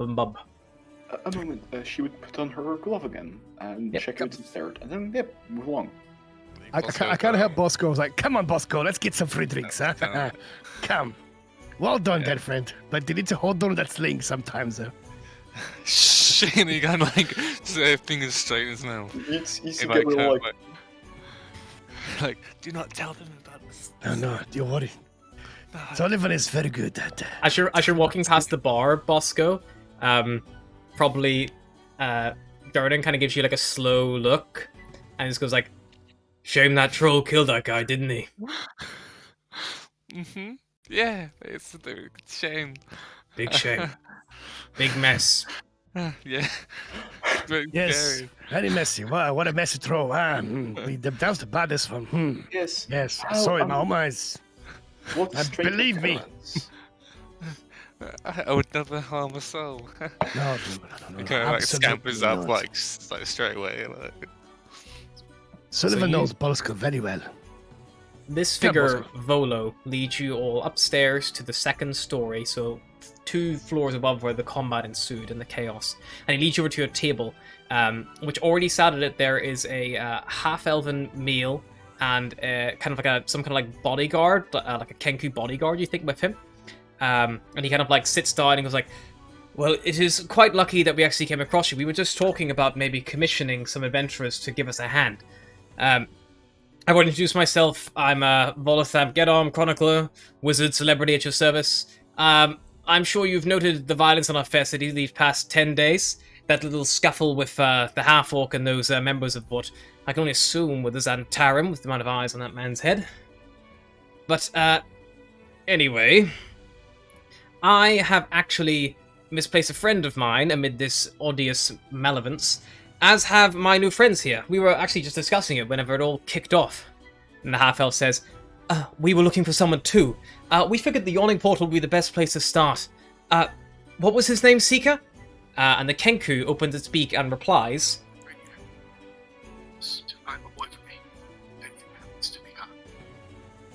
and you would hear the voice of a Leonin talking from the Kenku's mouth. I don't know how clear that was. I'll play it again on full volume so you guys get a good blast of it. Boy, Rainier. To find my boy for me. If anything happens to me.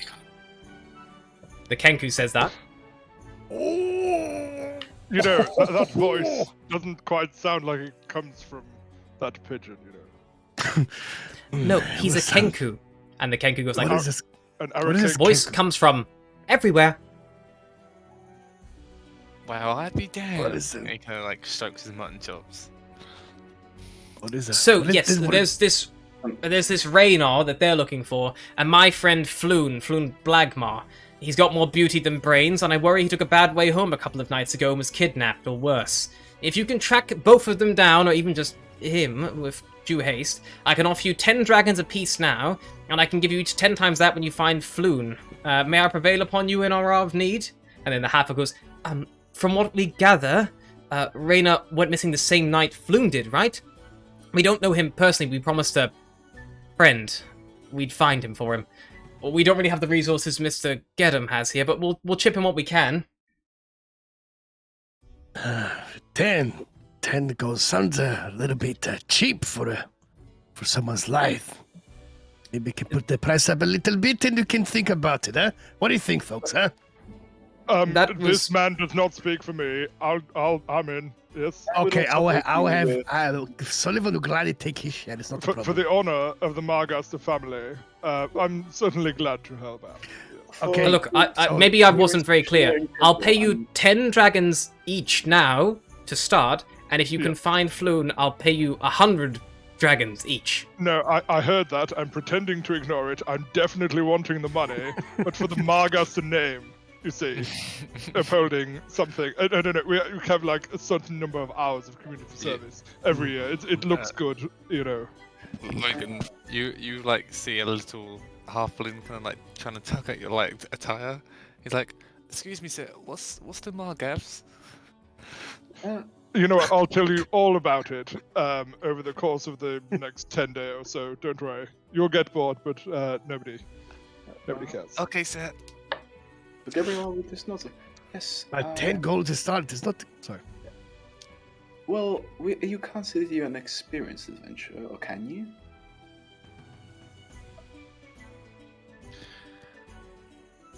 Or how much would you ask for your services, Mr. Sullivan, was it? Oh, Salvi. Ah, yes. I don't know. Perhaps 20 up ahead, up front, and I'm happy with the 100 after. But you know, there's the equipment costs, there's the food, there's the living, there's the sleeping cost, there's But taxes. then there's the question: how does our client know that he won't take the money and leave when he pays you double? I mean, it does sound like that's exactly what he's going to do, doesn't it? No, It no, is no, a no, safe no, no, precaution on his part. no, no, is no, it no. not? It's, Listen, Brohim. You're getting 10 dragons up front for doing. all I want is a 10, 20. 20 up front. That's all I need. Huh? Like- That's it. No offense, good sir, but you don't look the most trustworthy. He's That's gonna the like. guy with his I long am- black coat and I good am very black hair. trustworthy. Look I at me. think it's the long flowing thing. Yes, Yes, I think, it's like, even also- longer than mine. Does Sullivan still look a little bit feline right now, or is that... Oh no, it's past now. He's like, Okay. go over a minute. Yeah, Oh, look at me. I'm over there. Clearly come from very wealthy family. I don't need this. But Yes, it's that just is the the issue. trouble, huh? like, what I'm a goes very- like? You Sullivan, pay for what Sullivan. you pay for what you get. You pay 20, you get a good service. Sullivan, Hence- You Oh, wouldn't he leave your would- friend, would you, Bosco? But then No, of course you'd not. Stay, No. You'd stay with me, wouldn't you? So 20. No, absolutely not. Sullivan will never leave his friends. Never.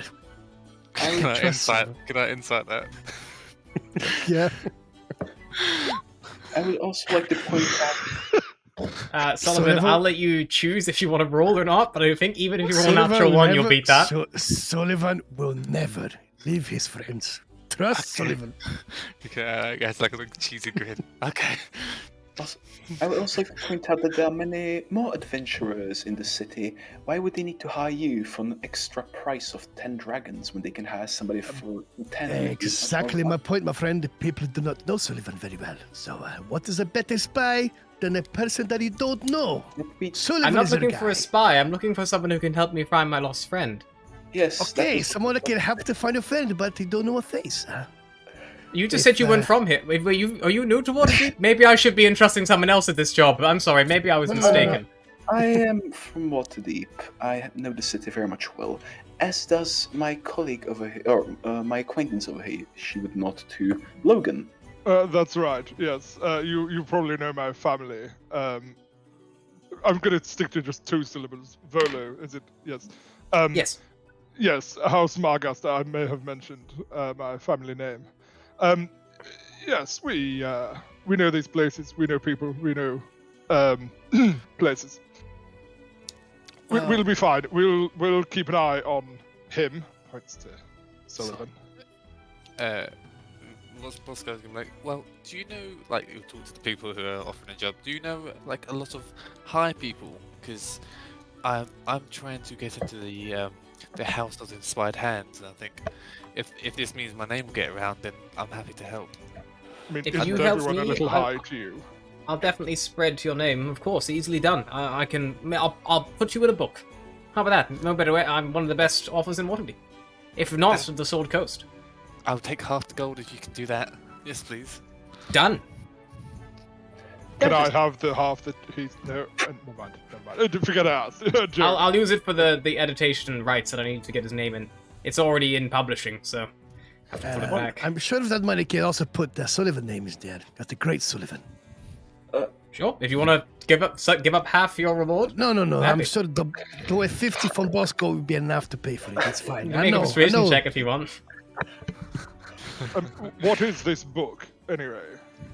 At this I'm point, probably I think not the half elf probably just like is like, and just like says something quietly to the Kenku, who just like shrugs.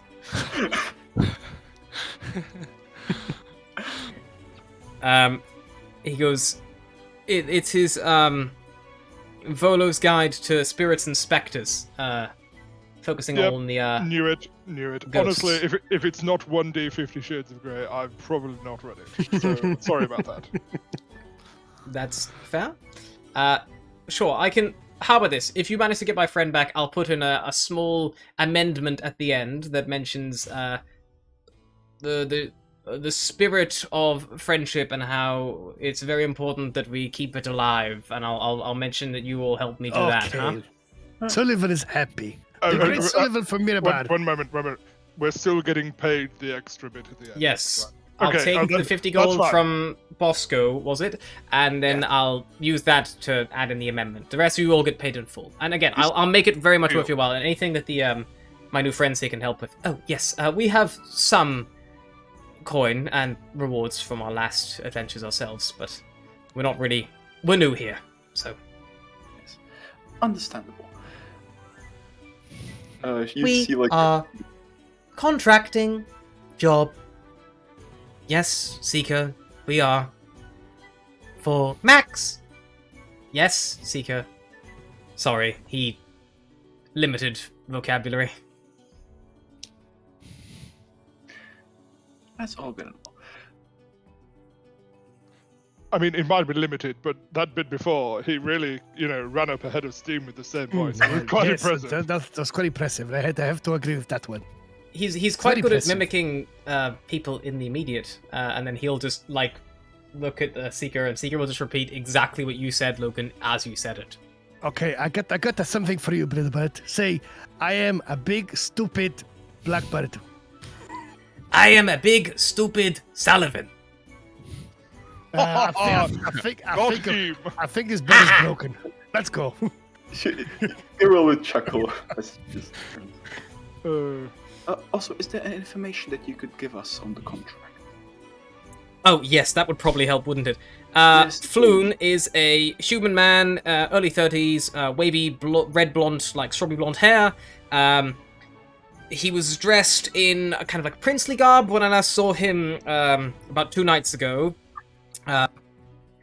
Me and him were drinking and merrymaking in the Skewered Dragon. It's a bit of a bawdy tavern in the dock ward. Maybe you should start your search there. Oh, Skewered dragon, you said. Yes, the Skewered Dragon. Skewered dragon. From I what think we that's- learned about the Never Ember boy, we think that he was also in the dock ward. Dockward. Sounds about the think Sullivan's been there before, maybe. Yes, you would have been Dock Sullivan. ward, Whenever yeah, you 'cause yes, arrived, if it's- that would have been the first ward you actually were in. They would have taken your details on the register, the ship. Yeah, Oh, The Sullivan's dock been ward there would have done before. that. I think I've been there. I came that's- from there a couple weeks Yes. ago. That's where it came from, no? Yes, yes. It's a very most nice travelers place. pass through this, so it would make sense if he's a foreigner to the lands as you are. Wonderful. what a welcome to the city passing through there, though. Fooey. Stinks of the sea and fish and everything. It's definitely quite a poor area, Logan. You would know it, Logan. You would be like, it would be referred to as like the rough end of town, probably by your family. Yeah. But It okay, is. It Sullivan has fits its own anywhere. character. Let's leave it at that. Indeed. But yes, the Skewered Dragon. That was the last place I saw him before I left him for the night. And I presume this contract is pretty. How do you say the name? Then we need to do it pretty soon, if I'm correct, considering that it's a missing persons case.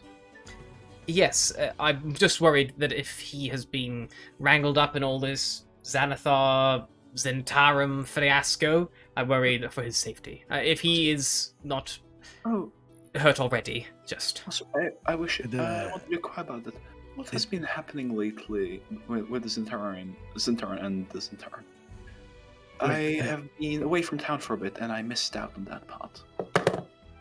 It all kicked off over this this cache of dragons. I'm sure you've heard of it. Oh, yes. It's Basically, some underground deal must have gone wrong. Whatever's happened, the blood's been spilling out in the streets over the last couple of weeks since it all went tits up. In the last 10 days or so, it's been particularly bad between the two of them. Oh, there's a cache of dragons? Yes, it's a urban legend that came back recently. It's supposed to be this large vault of money hid away by one of the lords of Waterdeep before he ran away. Oh, a large vault full of cash, full Yes, of but coin. it's purely a right Thought legend. that'd get your interest. It was the That's, previous Open Lord, Never Ember, the Never father of Raynar, that Max asked us and, to find. And you said the boy might know where this treasure is, perhaps? I doubt it. From what I've heard, the ex-lord of Waterdeep was very secretive about it, if it even exists at all. We are talking about a very substantial sum of money. Volo pipes in. Uh, If the rumors are true, which is doubtful, they say 500,000 gold dragons. Yes, Oh, and Sullivan kind of like, oh, what? How much? Oh, 500,000. I wouldn't give in to Oh. the street rumors, though. They usually tend to be a bit more exaggerated than the reality. Yes, it'll probably end up being one of those ones where it's actually some collection of fine paintings or whores or something that the Open Lord used, and it got misconstrued. Normally, things like that do. Honestly, It is pretty Folklore. normal. Well, sounds like we must find this boy then, huh? It's that would be suddenly wonderful. Yes. for the well-being of this boy. Yes. How interesting. Also, he mentioned the Zephyrim. I've heard correctly. Yes, they're is it- having a bit of a scrap with the Xanathar guild. I think, I don't know, but like, just because they were at fisticuffs with the half-orc downstairs, Yes, maybe they- she's got ties to places. Be careful around her. Well, one of them mentioned fuck the Black Network. That Isn't that an alternate name for one of the organizations? I think this is... That would be the Zentara, yes. Yes, sorry. Anything else I can help you with? I don't really know much more. I was fairly intoxicated when I left Floon at the Skewered Dragon. Skewered Dragon. Yes, that I just forgot the name. Just let me commit it to memory. And you say floon, as in a Floon. an O, and an E. 2 O's. Oh, 2 O's. Okay. Yes. I'm not great on this, spelling, but I like to get it right. His last name is, I really should know this off the top of my head. He's my friend and all. Floon It's okay. Blag. So I'm honestly, your confusion with math has confused me. It's Floon Blagmar is his name. And we're looking for Raynar Neverember, the son of the ex-Open Lord of Waterdeep. Alright, we will do our best to aid you in this. And hopefully, efforts will be fruitful. But where should we find you to inform you of our... to inform you of our progress in the case? I will probably be remaining here. He'll turn towards the rest of the other 2 members at the table, Callan and Seeker. What about yourselves? Any ideas where you're going? Sorry. Sorry, Callan would just say, we'll probably do a little bit of digging ourselves, but you can send word to us, we'll come by. We've got rooms here, so we'll probably be around. Wonderful. Then it's a deal then. It's almost a deal. There are some dragons that need to, exchange hands. Indeed, well remembered, and he produces You're very a welcome. pouch, and he counts out just 10 gold dragons for each of you. Just out of curiosity, how does Callum and Seeker look like, Norman? Do they look beaten up? Do they look fresh? They look... I'm pretty sure it was Callan with an N at the end. An N for Neverwinter, not an M for Mirabar. Oh, so it wasn't our Callum from the previous campaign. No, it it's was. He Callan. just fucked up that name for a year as well. Yeah, Callan. Callan. Okay, he was your closest friend for a year. It's fine. Yes, they look like seasoned adventurers. The 2. The Kenki looks more like a bodyguard, very quite tough and intimidating looking, and the half elf looks quite meek in comparison. But they definitely look like they know their way around. But yeah, fresh from when we last saw them. Fresh clothes, clean. So Have probably been living. It's probably been a short while at least, yeah.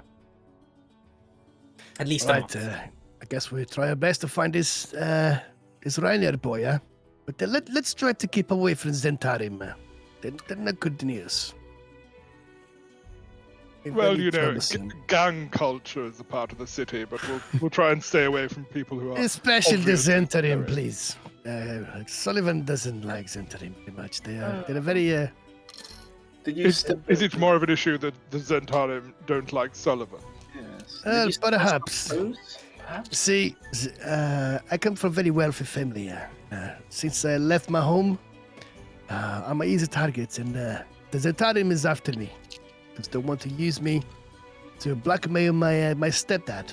Well, if that is the case, wouldn't both of the gangs be after you? But Because if you're such a valuable target, then... but not all Sabotage. Zentarim knows about Sullivan. Huh? Just try to avoid them if possible. But Sullivan, you do kind of say your name out everywhere you go. That was a- I did notice that. There's many Sullivans though. There's many Sullivans. I But, don't know another There's Sullivan. only one Sullivan in this respect. So. Yes. okay, but well, let's just try not to call too much attention on them. Battle, let's go. Sullivan must go. I have an idea. How about every time you say Sullivan, you slap yourself on the wrist. And wait, it's like a show. Sullivan. Is that how you learn to do your thing with your hand? Yes, sir. It was. No, I'm talking to Gabriella. She did a little fire thing. No, that is something different. No. Like, let's go raise his club. Maybe like I could always whack Sullivan in the knee if he keeps on saying it. Oh, wonderful. Go do that. Okay. I'm okay with this. I'm also very proud of my name, my family name. Doesn't matter Well, who's yes, after Sullivan. Sullivan, always be proud. I mean, is Sullivan your family name? Oh, Family is Talbosk. Oh, Talbosk from Mirabar. It's weird. You seem to pronounce your family name that you're very proud of a little differently every time. It's like I do my signature, my autograph, slightly different each time. So that's hard to. Let me double check my notes because I forgot my surname. It's okay. I do that all the time, and I'm from a family that actually matters around here. You see. You're very funny, man. I'm gonna assume you guys like have your drinks or kind of having this conversation as you spill out of the yawning portal into the busy, bustling streets of Waterdeep. Nope, we're right in front of our employee. Yeah, no. As opposed to next to Volo, Callan, and Seeker are just all looking at you like, we fucked up. And as you all spill out into the surrounding area of Waterdeep, I can give you guys a little map. So you guys are all the way down here. It's a huge city. You're kind of on the edge of the Trades Ward and the Castle Ward, where they kind of all meet the Dock Ward. So it's not actually that far to head down and begin sniffing around looking for the Skewered Dragon. But before we set off on that, we're going to take a little break. So we can go get another drink and a little bathroom break. So we will be right back. Wonderful.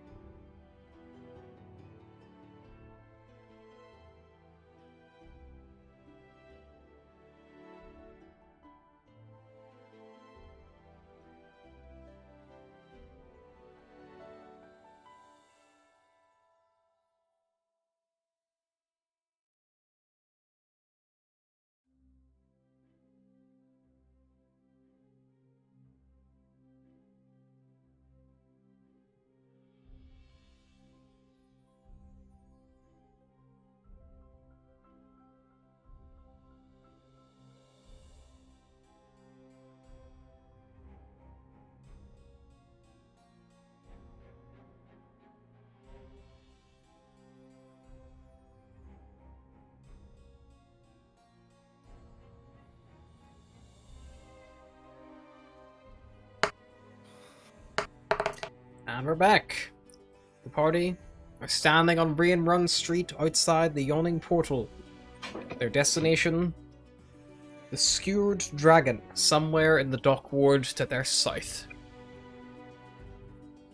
Alright. What would you guys like to do? Whatever's on the map, would that be our common knowledge?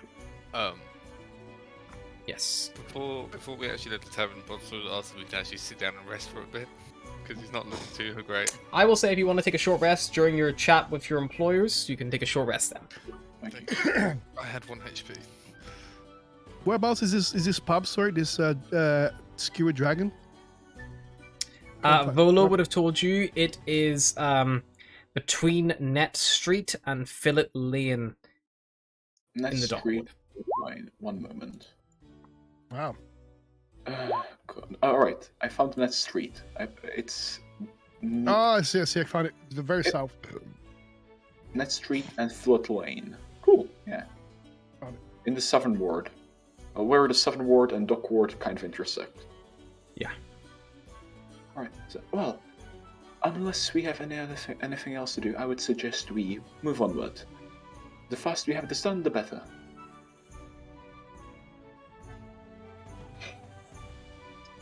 Okay, do we have to go through the dock ward, or can we, go around so we don't get murdered?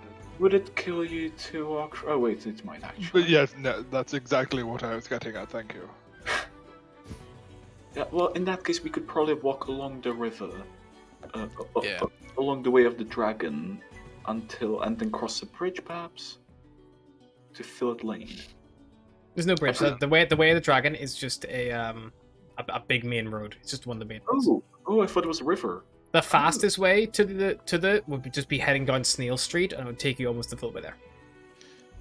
Yeah. Bosco would flip through his book and be like, yeah, I heard there's a lot of let's go through bully blades there. Yes, that's why we should probably take the way of the dragon and then just turn to the west. Very well. Yes, let's do that. The way of the dragon, it tends to be pretty quick. It's a big road for a reason. Yes, let's do that. Perfect. We're in no Let's go. massive rush. It's a rush, but not a massive rush. Bosco will kind of strap his giant backpack tight, so it's not it doesn't go anywhere. It will be ready. You look like you're about to fall over backwards with that thing. You must have really kind of finessed the balance on that shit. I'm pretty strong, kind of, but it has all my inventions in it, and so I've got to keep it safe. Well, Very smart. also you mentioned you wish to make contacts in high up society, for what I've overheard you saying to Anton. Yes, I am originally here to try to join one of the universities because I want to invent things to help lives, to modernize work life to make it easier. But Perhaps we could speak later on about that. I might be able to aid you slightly. very well. And he kind of scratches his hair, and then so to the inn. Let us go. But she again fixes her glove, look around a bit, and then continue walking. So as you guys kind of continue on down the way of the dragon, you eventually would see kind of down one of the side streets, probably like Drakir Street maybe, as you're kind of traveling along.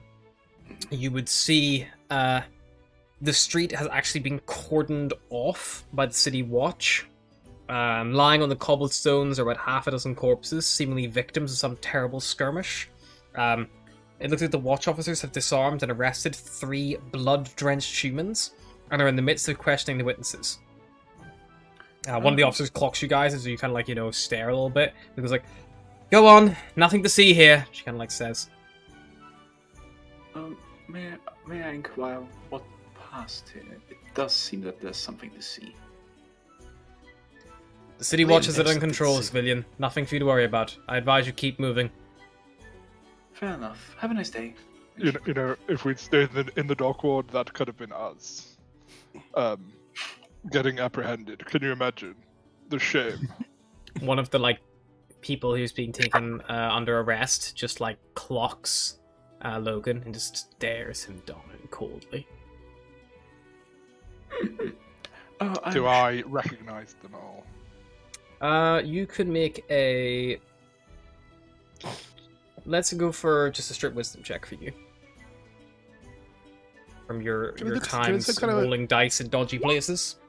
Can I do a check to see if I can notice that? Well, it's a hit dice you rolled, so well, that was Logan's hit dice. No, the hit dice was yeah, no, I saw that. And then the Woof. one, yeah. Can I do a check to see if I notice that or not? You can do an insight check if you want, so you can follow the eye.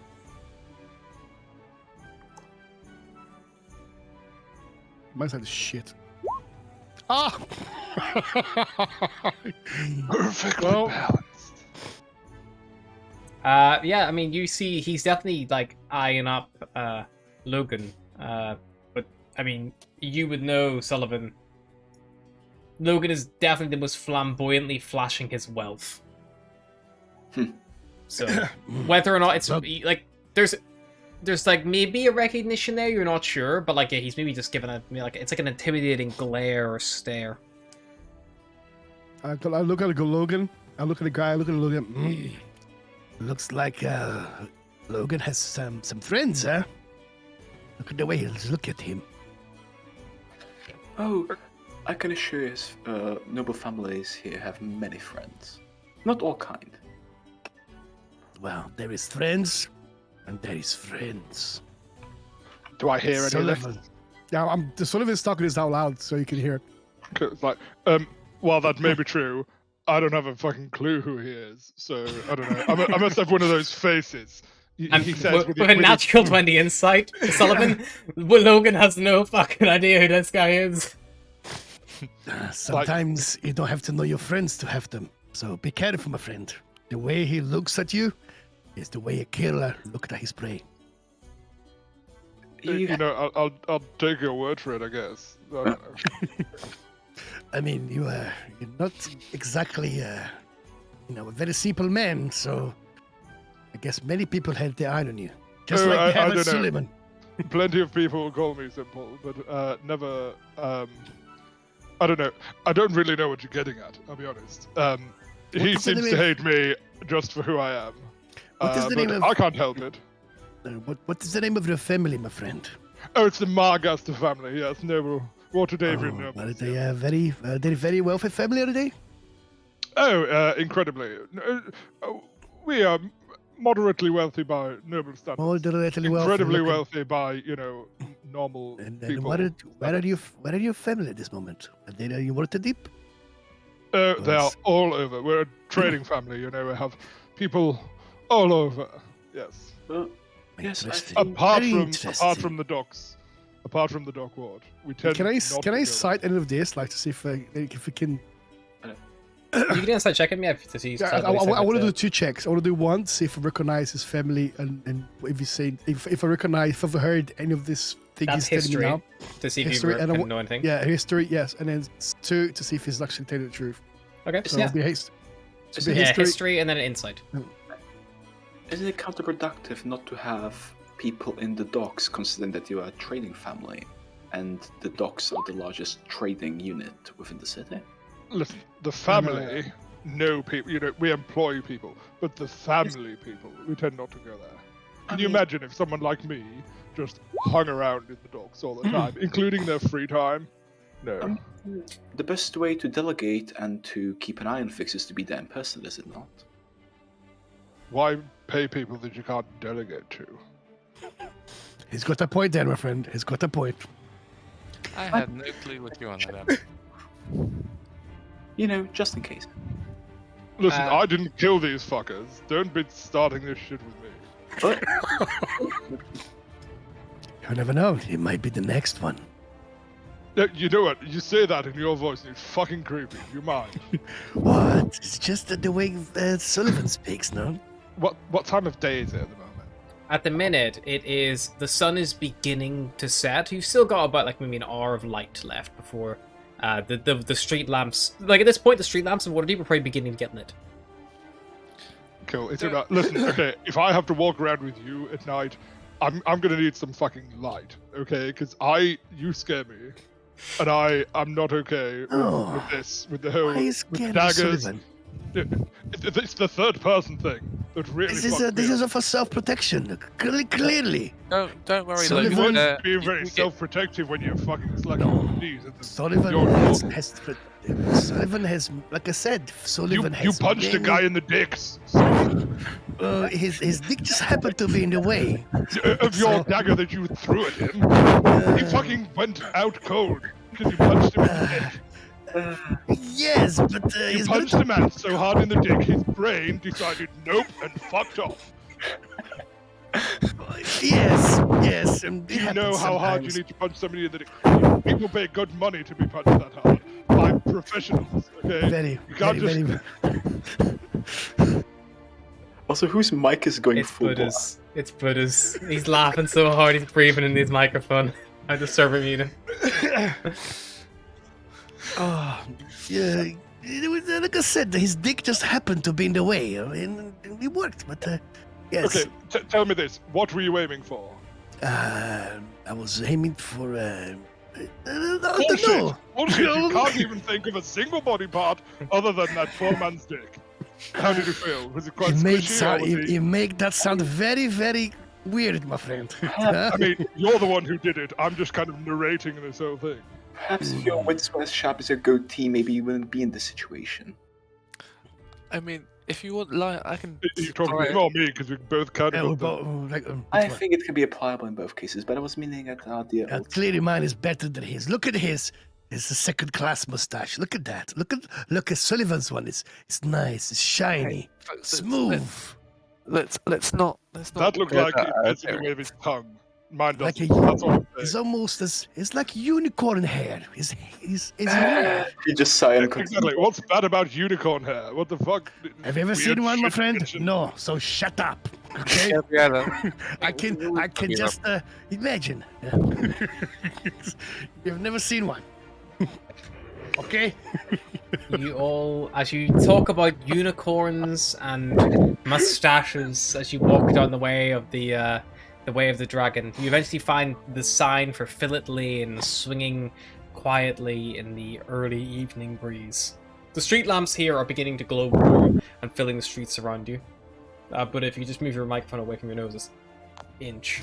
It's like this. But yeah, so you see the Cypher Fillet Lane, which you know will take you down towards the Skewered Dragon. And as you look down the lane, you see tall, densely packed tenements leave most of the neighborhood in shadow at ground level, even during the sort of like daytime, you imagine, especially now going into the early evening. The sun is so low at this point, it's almost like darkness there. And most of the street lamps have had their glass smashed and their candles stolen. The smell of salt air and excrement linger as you pass by rows of run-down buildings. Fillet Lane lies before you. How charming. Logan, I think you're right. This place is a dump. Yes, get used to me being right. It happens a lot. Listen, let's get through here before murdered bodies appear. Ideally, not ours. You know what I mean? So you guys are just going to march forward? Yes. Yeah. Perfect. Do we recognize anybody that we might not want to come across? Or like, The streets any here, group? they're quite quiet. They're dark and ominous. If any of you don't have dark vision, you're probably going to want to light a torch to see. As soon as, I don't have dark vision, but as soon as it gets too dark, Bosso is going to throw out like 4 like mechanical light spheres, and he's going to cast Dancing Light. Amazing. So they begin like floating around you guys, orbiting you slowly. Beautiful. As you do that, these like beautiful colored lights kind of surrounding you guys and, you know, illuminating the area just around you as well.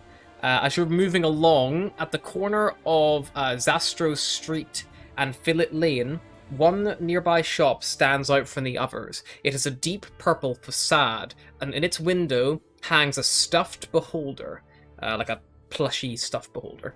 Above the door hangs a sign whose elaborate letters spell out Old Zoblob Shop. And it is there. Oh, that sounds rather interesting. Should we go in? I think we have a job to do, perhaps on the way back. Yes, but we Yes. can do the job looking, not. Look at it. It's a fine place. Let's have a look. I'm sure they have The information. purple, it matches my cravat. I'm drawn to it. She just You could do with a new clothes, to be honest, my Also, friend. kind of like This scurry does it. not match. Does not match the color of your eyes or nothing. It's nothing to do with you. You should change it all. I mean, my eyes are green. Exactly. Green, purple. No. Let's go like scurry over to the shop straight away. I Try would- and see if Okay. it's open. Yeah. You want to try the door? Yeah.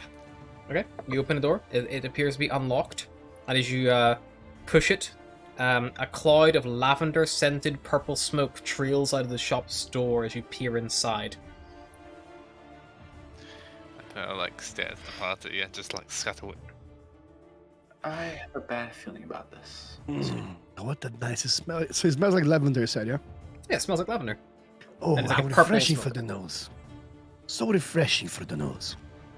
Maybe perhaps should have a quick look inside. Look how welcome the place is. I continue walking inside, I guess.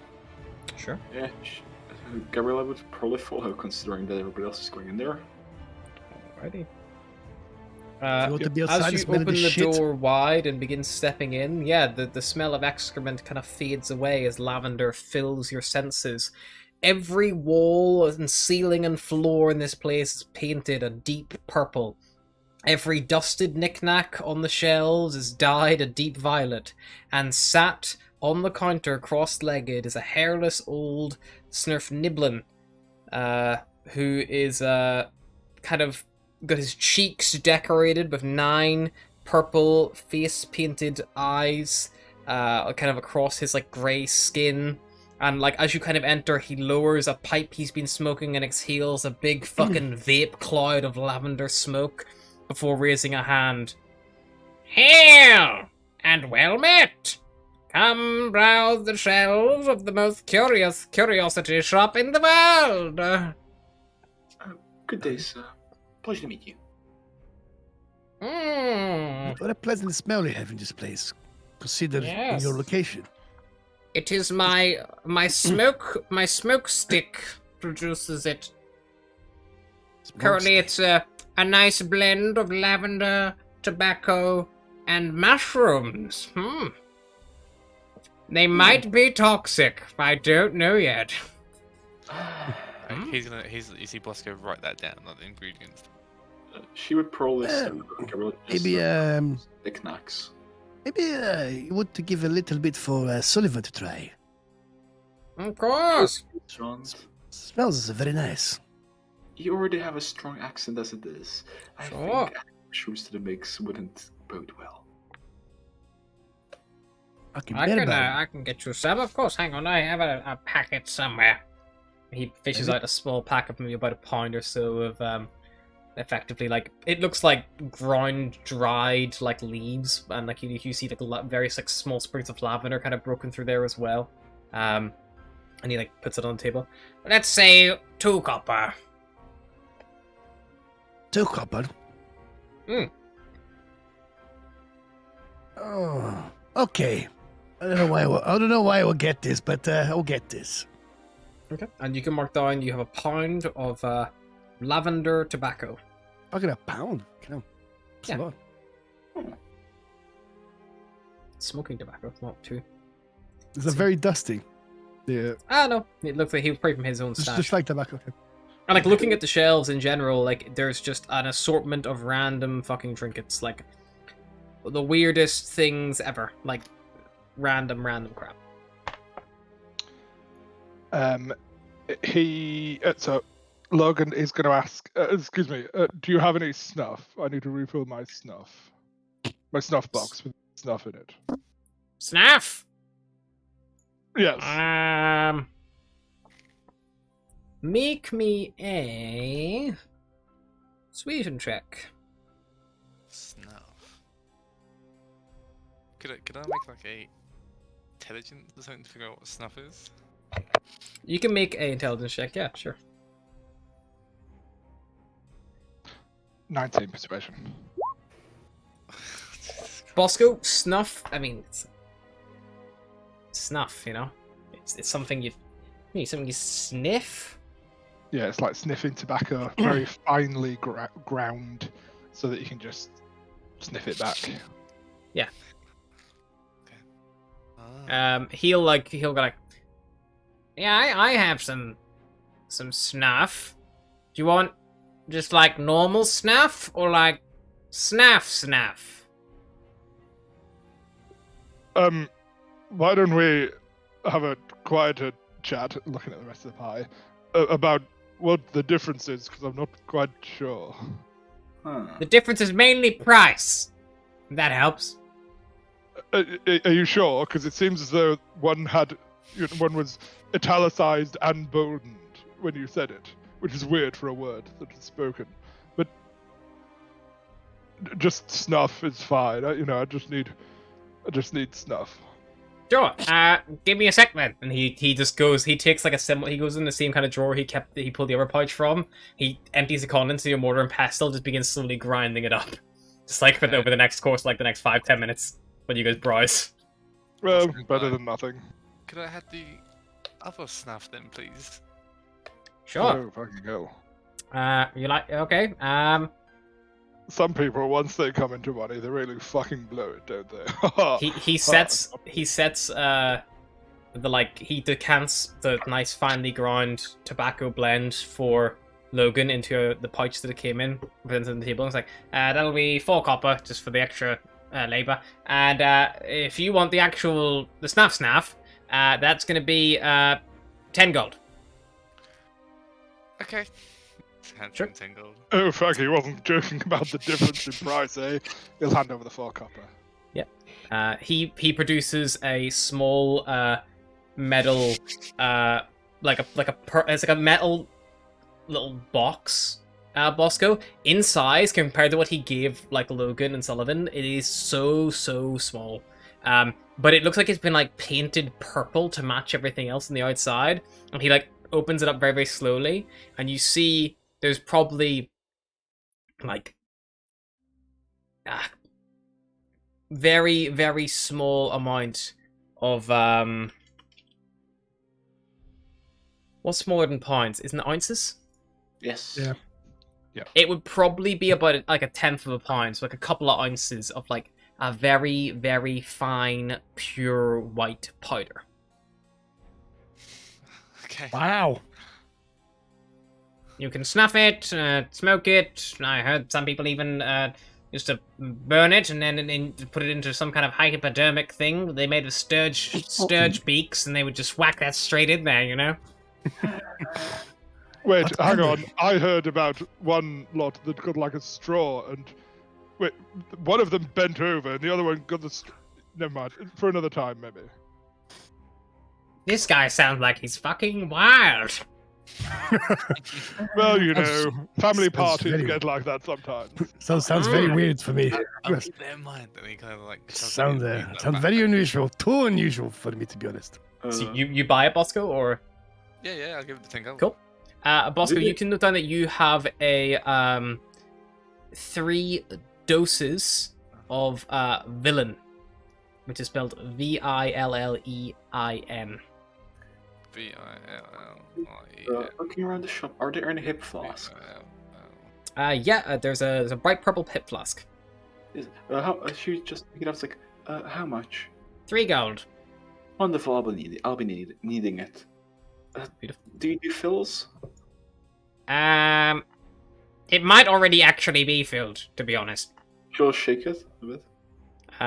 Roll me D100. 1 moment. I'll just remove the gold.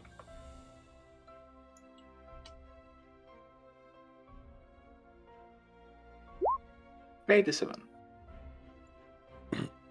Righty. Yeah, it sloshes. She would take a small sip.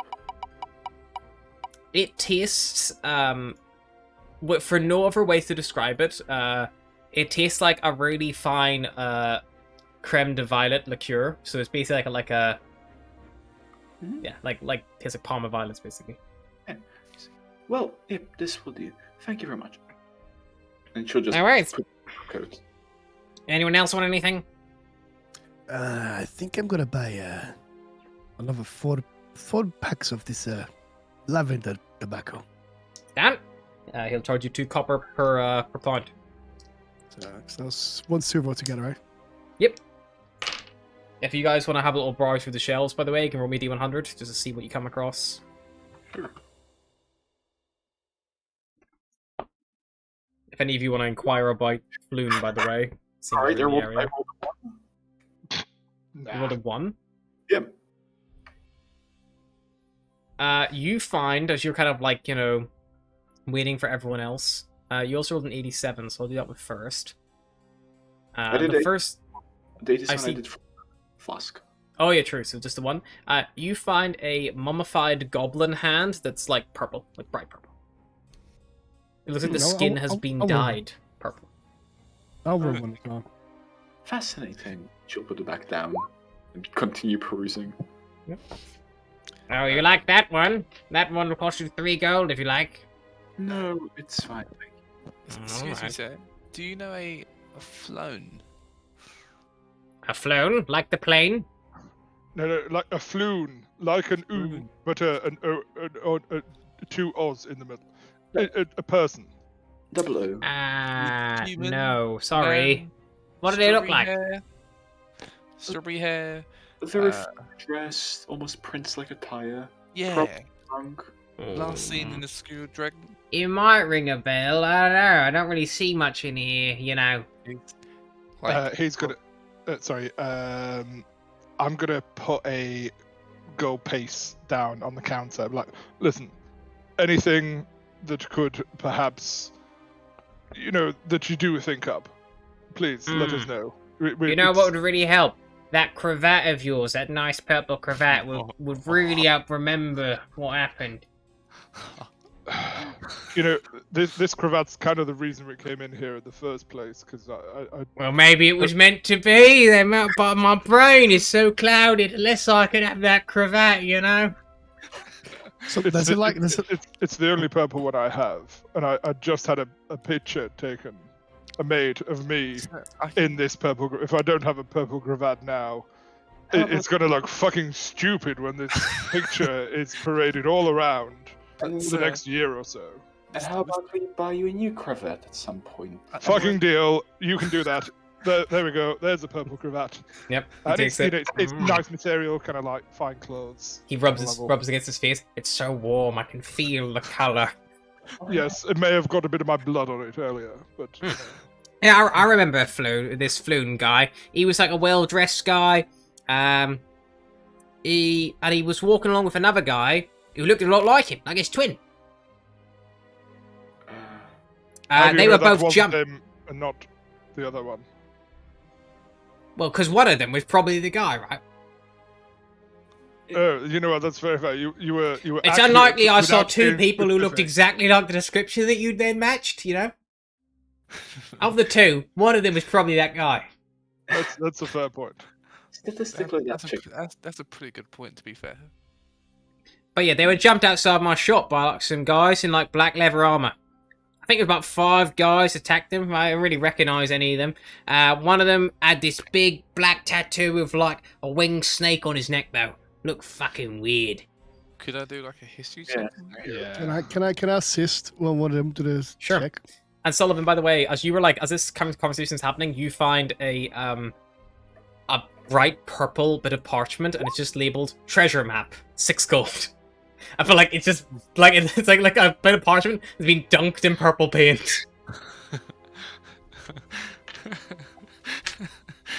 What is this? What is this map in here? That's treasure map. Even says it on it. It's treasure map. See. What kind of treasure is this map for? I don't know. Well, I suppose whatever's at the end. If it's a real treasure map, why is it here? Why you haven't used it yet? Well, you see, I like making things purple.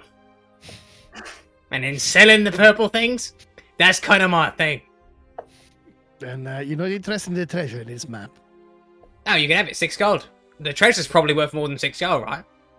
I mean, especially if it's purple. Yeah. It might be a purple treasure. If it's a purple treasure, bring it back here, I'll buy it. Maybe it's a Ow. map to the Cache of Dragons. What else is in the map? Like, it's like a map. Of, It is like, a solid purple bit of It's like a bit. It's like you took a bit of paper and just like put it in a bucket of purple paint and lifted it out. Like there is no evidence of anything else anymore. It's been completely ruined. Oh, okay. But it's labeled treasure map. Like it probably was a treasure map once upon a time. It's got the fraying edges of like, you know, a classic pirate map. Would I know if there's a way of removing the purple of this map somehow? I mean, it depends what the map was originally written with. Like if it was written with, you know, ink, soaking it in some kind of, you know, paint thinner or turpentine would lift not just the paint, but maybe even the ink on it. But if it was like, you know, it depends what was put on it. Like, if it was like a wax like map or like anything like that, like you know people who used to like use wax and lemon juice and stuff to like leave secret messages. It's possible that you could find various things like that. Listen, you're not going to do the purple thing with the cravat because that's already purple.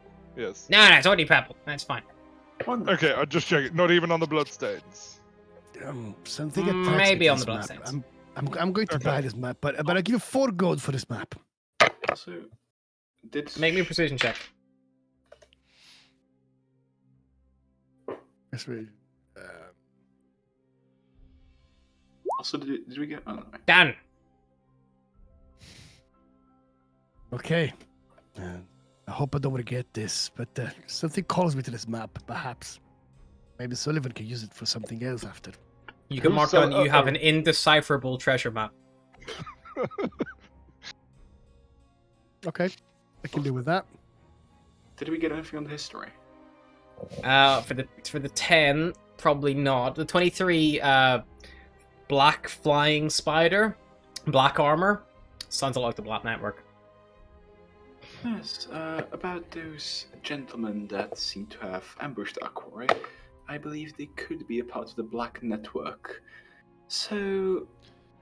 Oh wait, doesn't the orc know the Black Networks? The guy shouted "fuck the Black Network" before running off. I'm not sure. Although...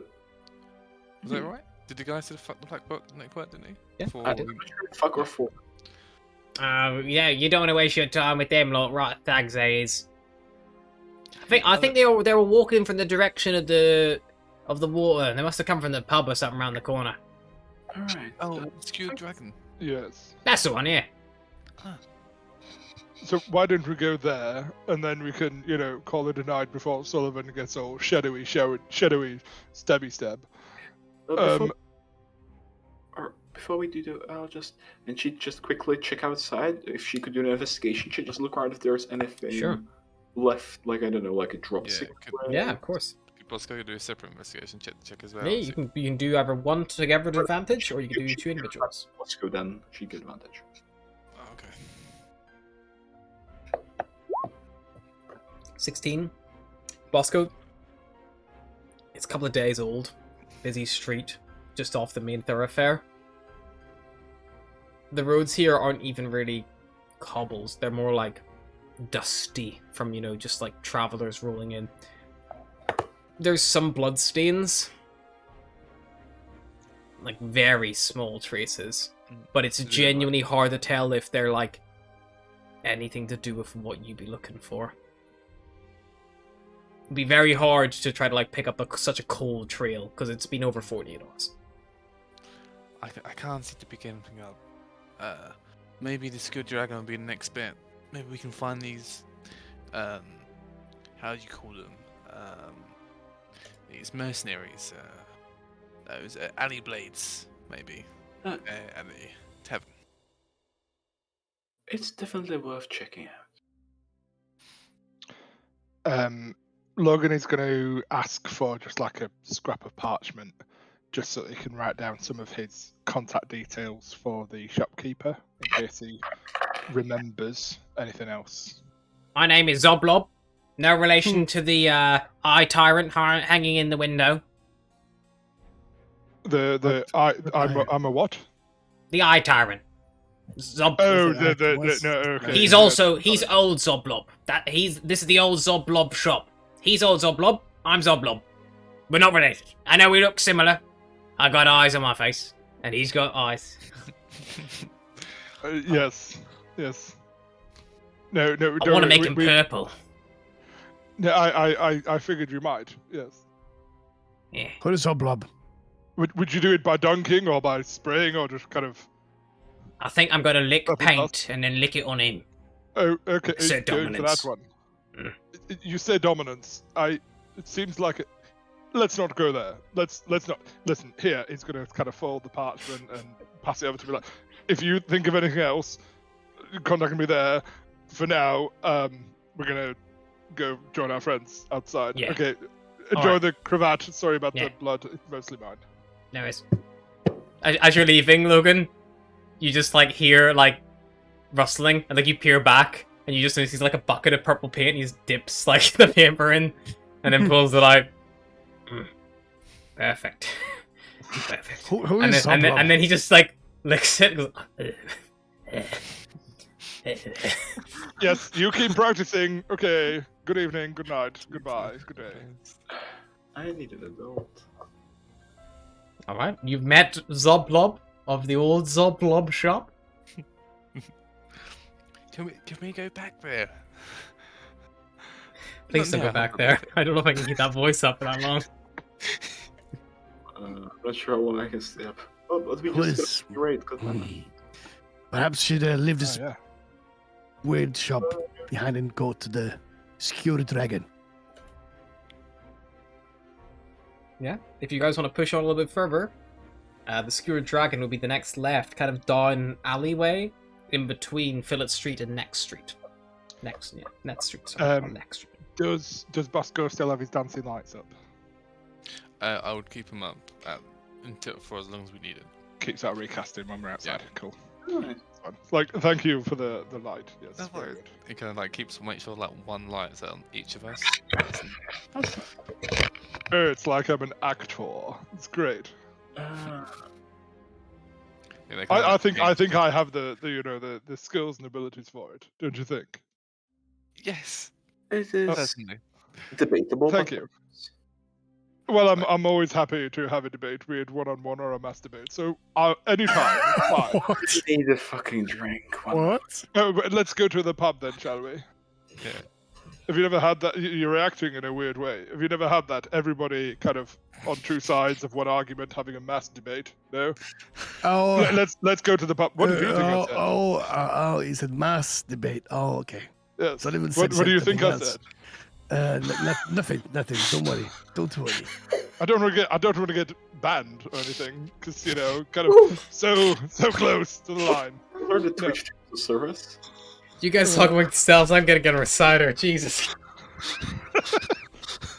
Welcome, Raiders people. Yep. Hello.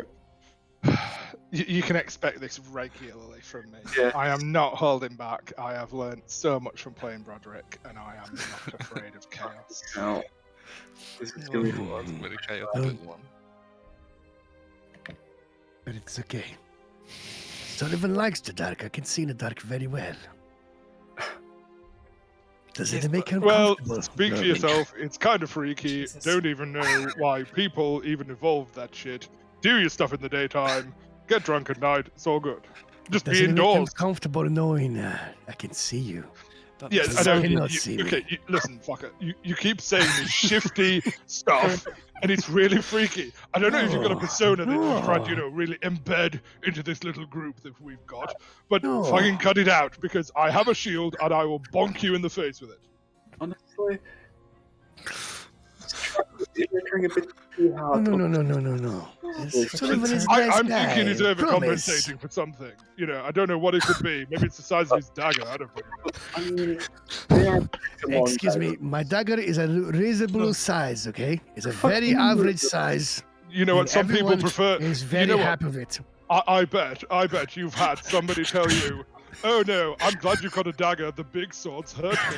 Yes, they've It's said that not- to you, haven't they? It's not how big a dagger is, it's how well you can use it, okay? Well, you know what? If you're being sneaky about it in your mechanism, that's wrong. Just fucking go for it. don't be doing all this sneaky, stabby stuff. No, that's It's not all okay. about the movement of the shaft of the dagger. Is it? Fuck's sake. Oh, no, you're talking about something else. No, you're... Oh, that's creepy. The front this of the is not steward okay. dragon looks like a ruin. Both of its front-facing windows are smashed, and a ship's anchor is lodged in the roof. Through the windows, you can see a group of haggard patrons drinking from huge tankards.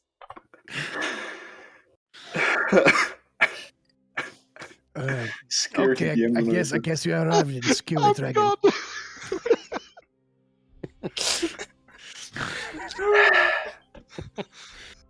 Perhaps you can carry on this conversation over a pint of ale now. Cat? Logan, are you okay? Oh. Oh god. Oh, shit. Oh, no, my Not- cheeks hurt. I'm too sober for Which this. one? Oh. You see Gabriel just take that hip flask and just like take a 2 good fucking shot. I think Logan took too much of that snuff earlier. It is giving him this. I've not even fucking had any yet. What am I doing with my life? Okay, Oh. let's have a look in this pub, shall we? Yes, please. Okay, let's go. And Sullivan goes in first and opens the door. Spam! Haha, hello there. No.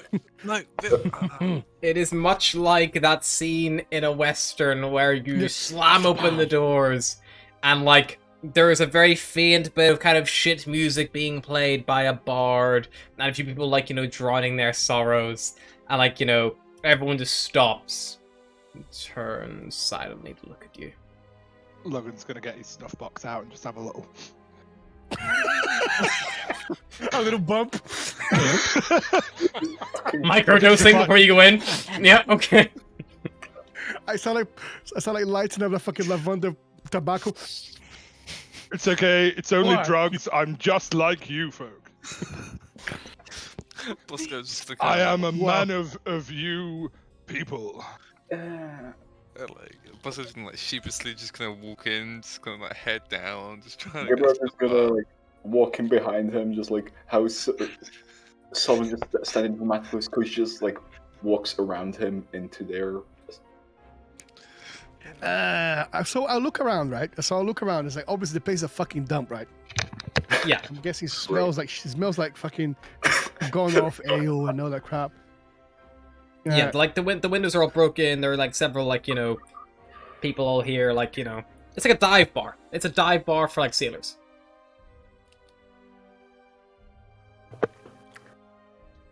Have you got any red wine? Barkeep. You asked the barkeep. The barkeep is like a gruff human man, like dark sun, like weathered skin, with like a hook for a hand, and then his other hand is just like a pint glass that's always like full. And he's like, What is wrong with this place? Everyone looks so depressed and We got beer. it's Like wine, but cheaper. Okay, I'm down. Let's try it. Alright. A pint for me too, as well, please, if you would. Yeah. I guess he I'll has a have one sip too. from his like pint hand, and then tops that pint hand up from a keg, and then uses his little like pincer hook hand and grabs another glass, and then just pours the contents of the glass he just drunk into it, and then sets it, and then rinses and repeats using his like dirty glass hand to decant Don't into other worry areas. for me. I'm allergic to beer. Don't worry about me. And I'm fine. Allergic to beer? Yes, You- in fact, look, you can have mine. Take it. Something Here you go. you had Push. it earlier. No. It's fine. I've got indigestion. Heartburn. But Heartburn. Sullivan, you had it at the Yawning portal. Oh God, I can't What are take you it. drinking? Right. Anyway, I look around and I was like, this. Why would a person like this Ranier person be coming in here in a dump like this? If he's from a quiet, well-known family. Could Gabriel perhaps do a perception check or some kind of insight check to just look around the room Sure. and see the patrons who... Someone is going to get charged 4 copper for your shitty pints, by the way.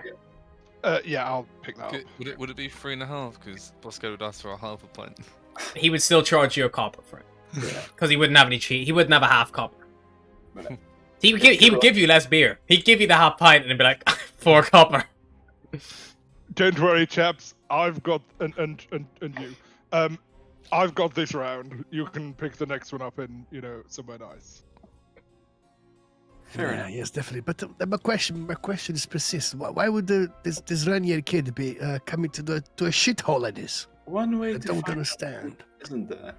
And she could have a look around, do a general insight check about like the room itself to see any patrons who look interesting. Probably, yeah, an insight check definitely feels more apt. Or investigation, maybe. I'll go with insight. Yeah, definitely. I would go do an investigation check on that. See if Yeah, you can do an investigation check while Gabriella's trying to, like, glean anything from any individuals. You can try to work out what's going on. Jesus Christ, my rolls. Bosco, it's a shitty You dive roll an bar. investigation. Oh. It's a shitty dive bar. Gabriella, the patrons here, there's quite a good mix.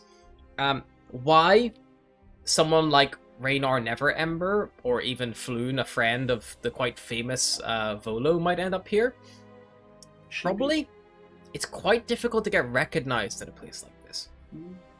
So, like, people probably come and go a lot. Like, yeah, newcomers are probably, not super common. But the people who do, frequent here, it's probably not a place of names or, too much anything about your history or background. Alright. Bosco's gonna put out that 1 gold coin, kind of like spin it around on the bar, and he'll be like, "Have you seen a man with spider tattoos and men in black armor?" With Or a spider guy tattoos? With spider tattoos? Or someone with hair that was a bit like mine, but not quite as red, like strawberry blonde. With fine clothes. Yes, It would mean strawberry snake. blonde. Snake tattoos, if you're thinking of the Zenter Oh, snake, and sorry. agents. Sorry, it's a snake. Yeah, you twiddle the gold around. The barkeep kind of keeps an eye on it and goes like, Maybe. and he'll reach his little pincer claw towards it. He'll possibly like take it away. Tell me, and you can have it. You put it back to the bar, and like slowly kind of like push it towards him, but not let go of it. I'm taking a The step claw back. like pinces on top of it and like presses into the gold, I guess, to see if it's real. But like and enough to acknowledge like there's a bit of a not a tug of war, but definitely like there's an exchange happening here on shaky ground. He goes, Yeah. He was drinking with Volo a couple of days ago. Talking about that one. Bloom, That one? right? Yeah. Yeah. Yeah. After Volo left a bit drunk. Floon, he like pulls like it's almost like you're in like the little mini game of tug of war, but there's no real aggression to it. It's like a playful like little. Yeah. It's like playing footsie with someone. Yeah. Yeah. He's like, And he's not quite letting go just yet, but he's like, easing it. Yeah, and he's like, Yeah. After Volo left, Floon stuck around long enough to meet up with another friend. Raynar Neverember. You know, the son of Lord Daygalt Neverember, previous Overlord of Waterdeep. one patron kind of sat at the bar, goes, Chip off your block, that shitbag. Oh, go easy, Stan. Yeah. and then somebody goes, Just another spoilt rich noble who likes to rub our noses in it. Probably that fucker there with the ginger hair. Well said. What, me? Bosco points to himself. I think I was definitely talking about you, my friend. Definitely.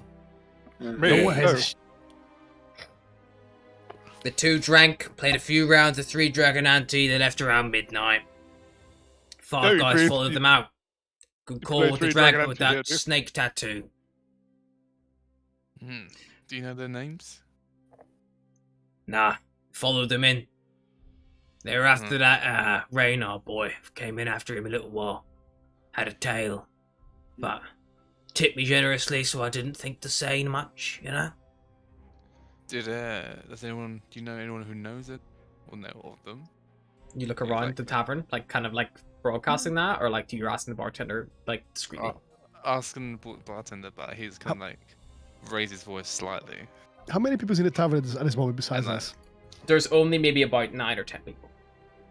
And there'll be like a second gold like coin that will kind of appear out his other hand.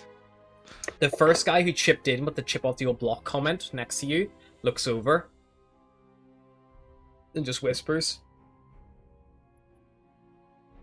"I frequent a warehouse on Candle Lane. Look for the snake symbol on the door." And then he just snatches the gold piece out of you. He will let go of the other one to the bartender as well. Yeah. Bartender slides it across, and it just like falls onto the floor behind the bar from the acquire loader. Not Like the this force snakes again. just snaked it back.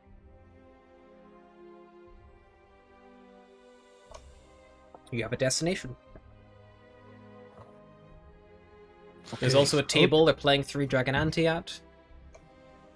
I'm gonna go there. Drinking. Is that, Yeah, Logan's heading over to play some 3 Dragon Ante. What is yeah. what is in here? This Could what is this game here?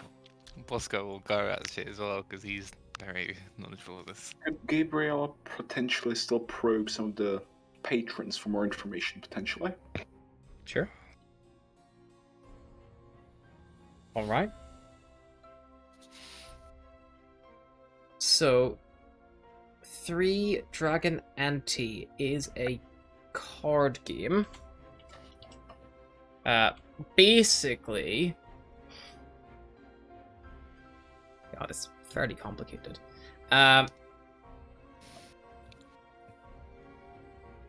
It's kind of similar to poker. In a lot of ways. I'm not going to delve into the actuals of 3 Dragon Ante because that's a whole other game. So what we're just going to do is, if you want to play in 3 Dragon Ante, the stake is it's 100 copper to buy in for a single gold piece.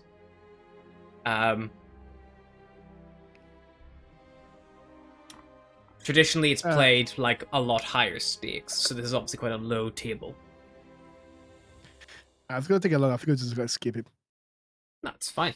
Maybe we don't have time for this game. Not at the moment. Let me just do something quickly.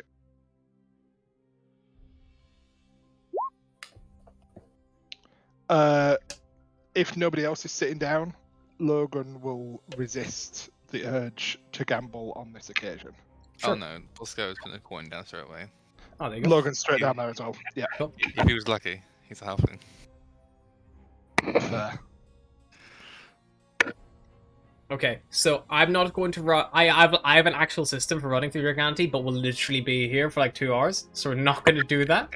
Instead, you guys are both going to roll d20s, and I'm going to roll 2 d20s for the NPCs who are against you, and then the highest takes it. Basically. Cool. Otherwise, we'll be here all night. We can play actual 3 Dragon Ante another time. We'll make it a thing, and I'll actually draft some maybe better rules than what the original game is, because it will take. Yeah, it's like fucking 5-card draw. Ah, fuck it. Plus- Yeah, so Okay, you draw fuck 5 Plus- cards, plus you pick your Uno. ante. Yeah. Yeah. Roll it twice or once, it said. Just roll 1d20 if you're playing. Okay, so you all 5 sit down. Gabriella just watches onward. Logan and another one of the like regulars busts out pretty early on in the game. Sullivan, Bosco, and the other regular who seems to own the deck last a little bit longer before Bosco, you kick both Sullivan and the other guy out in a 3-way all-in. In a very like dramatic, like slam down your cards, like, you know, bam, no one's beating this. Equivalent of like dropping a royal straight flush, like no one's topping this hand. You know, one of the guys, like the guy who went out early, like nudges his friends, like, "Oh, you fucking cheat!" He's like, "He didn't. That's all right. I would have seen if he fucking cheat." And they have a little back and forth with themselves. But Bosco, you walk away with 4 extra gold, but Logan and Sullivan, you guys lose 2 gold for your entry. Oh, Wait, who won? Sorry, who won the game? Bosco. Okay, fine. So we lose one, yeah? We lose 1 gold. So yeah, so if you entered and lost, you lose 1 gold, and then Bosco took 2 off the Okay, just like- NPCs and 2 off you guys. So He's like drags it Nice. in, like all happy. Like, Lucky of the halfling there. Well, Yeah. you know, the gold, it's more to him because he's smaller or something. I don't know. Fuck it, I want another spit pint. He's gonna go over and have a beer. No matter why I like to keep him around. Yeah, Well, yes, there is that. full of luck, the little one. Very lucky, Train him up a bit. Maybe that luck will spread to us at 4th level or something. perhaps. Anyway, maybe we should try to find this door with the dragon with the dragon painting. Snake. So, Do you Also- ever listen to Snake. Sullivan? No, he just didn't pay attention to the last 20 minutes of 3 Dragon Ante. He didn't see raking all the coin. It's fine. You know what? It is. You're having a spit pint with me. It's fine. It's all good. Yes, let's have a look for the tattoo people, please. also, Yes. did Gabriella glean any extra information from just talking to the patrons? Happy to give some gold out if need be. you probably think that between all that stuff, there's not much else. They would have told you like they was Interim. If you didn't stop in the old Zoblob shop, pretty much all the intel you would got from that. It's probably a lot of the same stuff repeated back to you, unfortunately. You guys have kind of sniffed out the exhausting the avenues down here at this point for intel. Right. But you do think that you guys leave in a surprisingly good terms. And like, Bosco's gonna wave like goodbye, like till the next time. And scuttle out. Like make sure he's like kind of like tingle, like you hear that metal clanging in his backpack as he like goes away. Alrighty. And are you guys gonna head? Yeah, we would head Out. Towards Yeah. the warehouses. to the Candle Lane for the warehouse. Mm-hmm. Okay. Where's Candle Lane? Ah, Just thinking, at what point are we breaking? Because I know. I'm probably gonna Yeah. wrap it as you guys arrive at Candle Lane. Candle Lane. Cod Lane. Damn. Candle Lane. I'll say, Gabriella, seeing as you gleaned that quite a good role, you'd know if you asked them about Candle Lane following it up, they would say if you followed Zastro Street north and then took the next left, Candle Lane would be there. Oh, I see it. Yeah, right by that book street. For the Way of the Dragon. Yes, she's fine. Thank you. Alright, let's set off. We have a job to do. Alright. And then after that, he'll start doing his dancing lights again for each one. Yeah, and you guys continue through the dark, glum dockward. And you find yourself at Candle Lane. They are so tall and packed together that the light must only touch this street at midday. Gloom envelops this narrow alley, dark as a dungeon, and odorous as one too. Nearly all the street lamps here have been smashed. The only light that pierces the darkness, bar Bosco's dancing lights, is a faint flickering from down the lane, like a distant candle. If you continue forward, you see the flickering comes from the only street lamp still intact on Candle Lane, kept alit by a continual flame spell, must be, because there is no actual wick or wax burning there anymore. A warehouse, directly across the street from the lamp, which is illuminated by the glow, has a black-winged snake painted above the door's handle.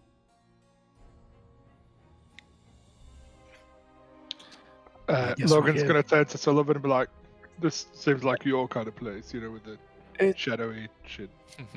I would suspect this is the place you came from in Waterdeep, isn't it? Like, you just materialized here instead of arriving by ship. No, So he not came with really- the ship. Not really the place I wanted to end up to, but if this Rainier kid is in there, then I guess we must go and have a look now. Oh, we will be fine, I'm sure. Like from like the outset, do we see any like large, like tall windows, like on the second floor or anything like that? It is a two-story warehouse. Two-story. Fairly ramshackle. You guys are kind of coming in from the street, So you're kind of on the upper level. If you went behind it, around via Book Street, looks like it has some kind of lower access, because Waterdeep's kind of built on a, it's naturally progressing down to the sea, so it's it kind of straddles a steep drop. If that makes sense. Mm-hmm. And as you all, prepare to enter what you believe to be the Zentrum hideout, it's probably a pretty good place to stop session 1. Yay! Session round up. What absolute chaos. Brilliant. Fuck me. I would, What but have we that's done? before I get us banned.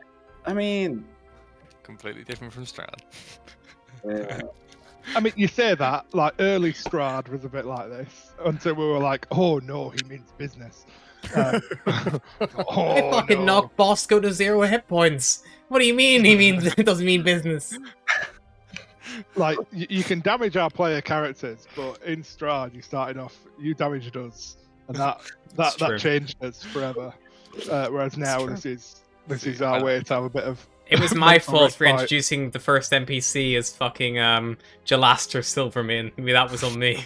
I love fucking Blaster. See, I don't know if you heard me, Hannah, but I was 1 that damage away from instant death. Oof. Yeah. Hey man, it's in the book. That's not. Don't blame me. That's in the book. I'm not mad at all. I'll be like, it is what it is. It is what it is. In both of our campaigns, I always make a character, and it's diametrically imposed in alignment, usually, to the other party members. Without even knowing. Basically, it's like, yeah, I'll play a lawful with character for you. Challenge myself in my character creation archetypes. Chaotic good artificer, chaotic neutral rogue, and chaotic good paladin, or chaotic paladin. Boss was just killing someone in the first hour. Yeah, great. Yeah.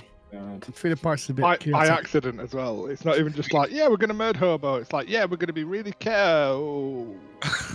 It's like, I take a sling, a notoriously good weapon for, not just fucking murdering folk. Bonk!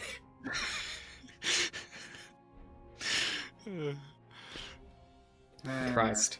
But yeah, so we're outside the Zentrum hideout. I've not taken any notes, so let's hope I remember. I've taken quite a few, so we're fine. Probably a good time. Mostly it's fucking Broderick's. These are Broderick's fucking Logan. second name, because I can't remember that shit. Margaster. Gasta. Margaster. Margaster. It's the first word I knew how to spell. And It one might of be the last, only so- one. yes, voice in my head. You're absolutely right. That's just the drugs and drink talking. That's all the DM is these days. These fucking characters. Living the rock and roll life. How do you think I create the character, man? Rock and roll character. Literally, that's what it was whenever we came up with it.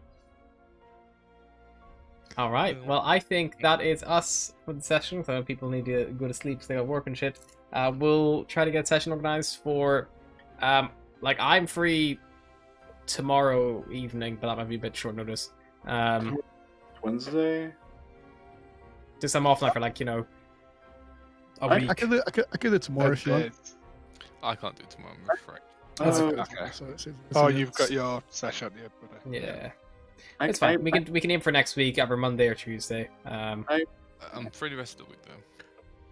Probably I think Tuesday best day Bill's for me. working from Thursday. Tuesday. so- Monday's a hit and miss for me really. For Tuesday. Yeah, we can do next Tuesday then, and 8 we just pick it o'clock. up from there. Sounds good. Tuesday, 8 o'clock, and we'll pick up. Same fucked time, same fucked place. We can make it so much worse. Don't you worry. I believe Oh, that we yeah. will. Or better. Mm-hmm.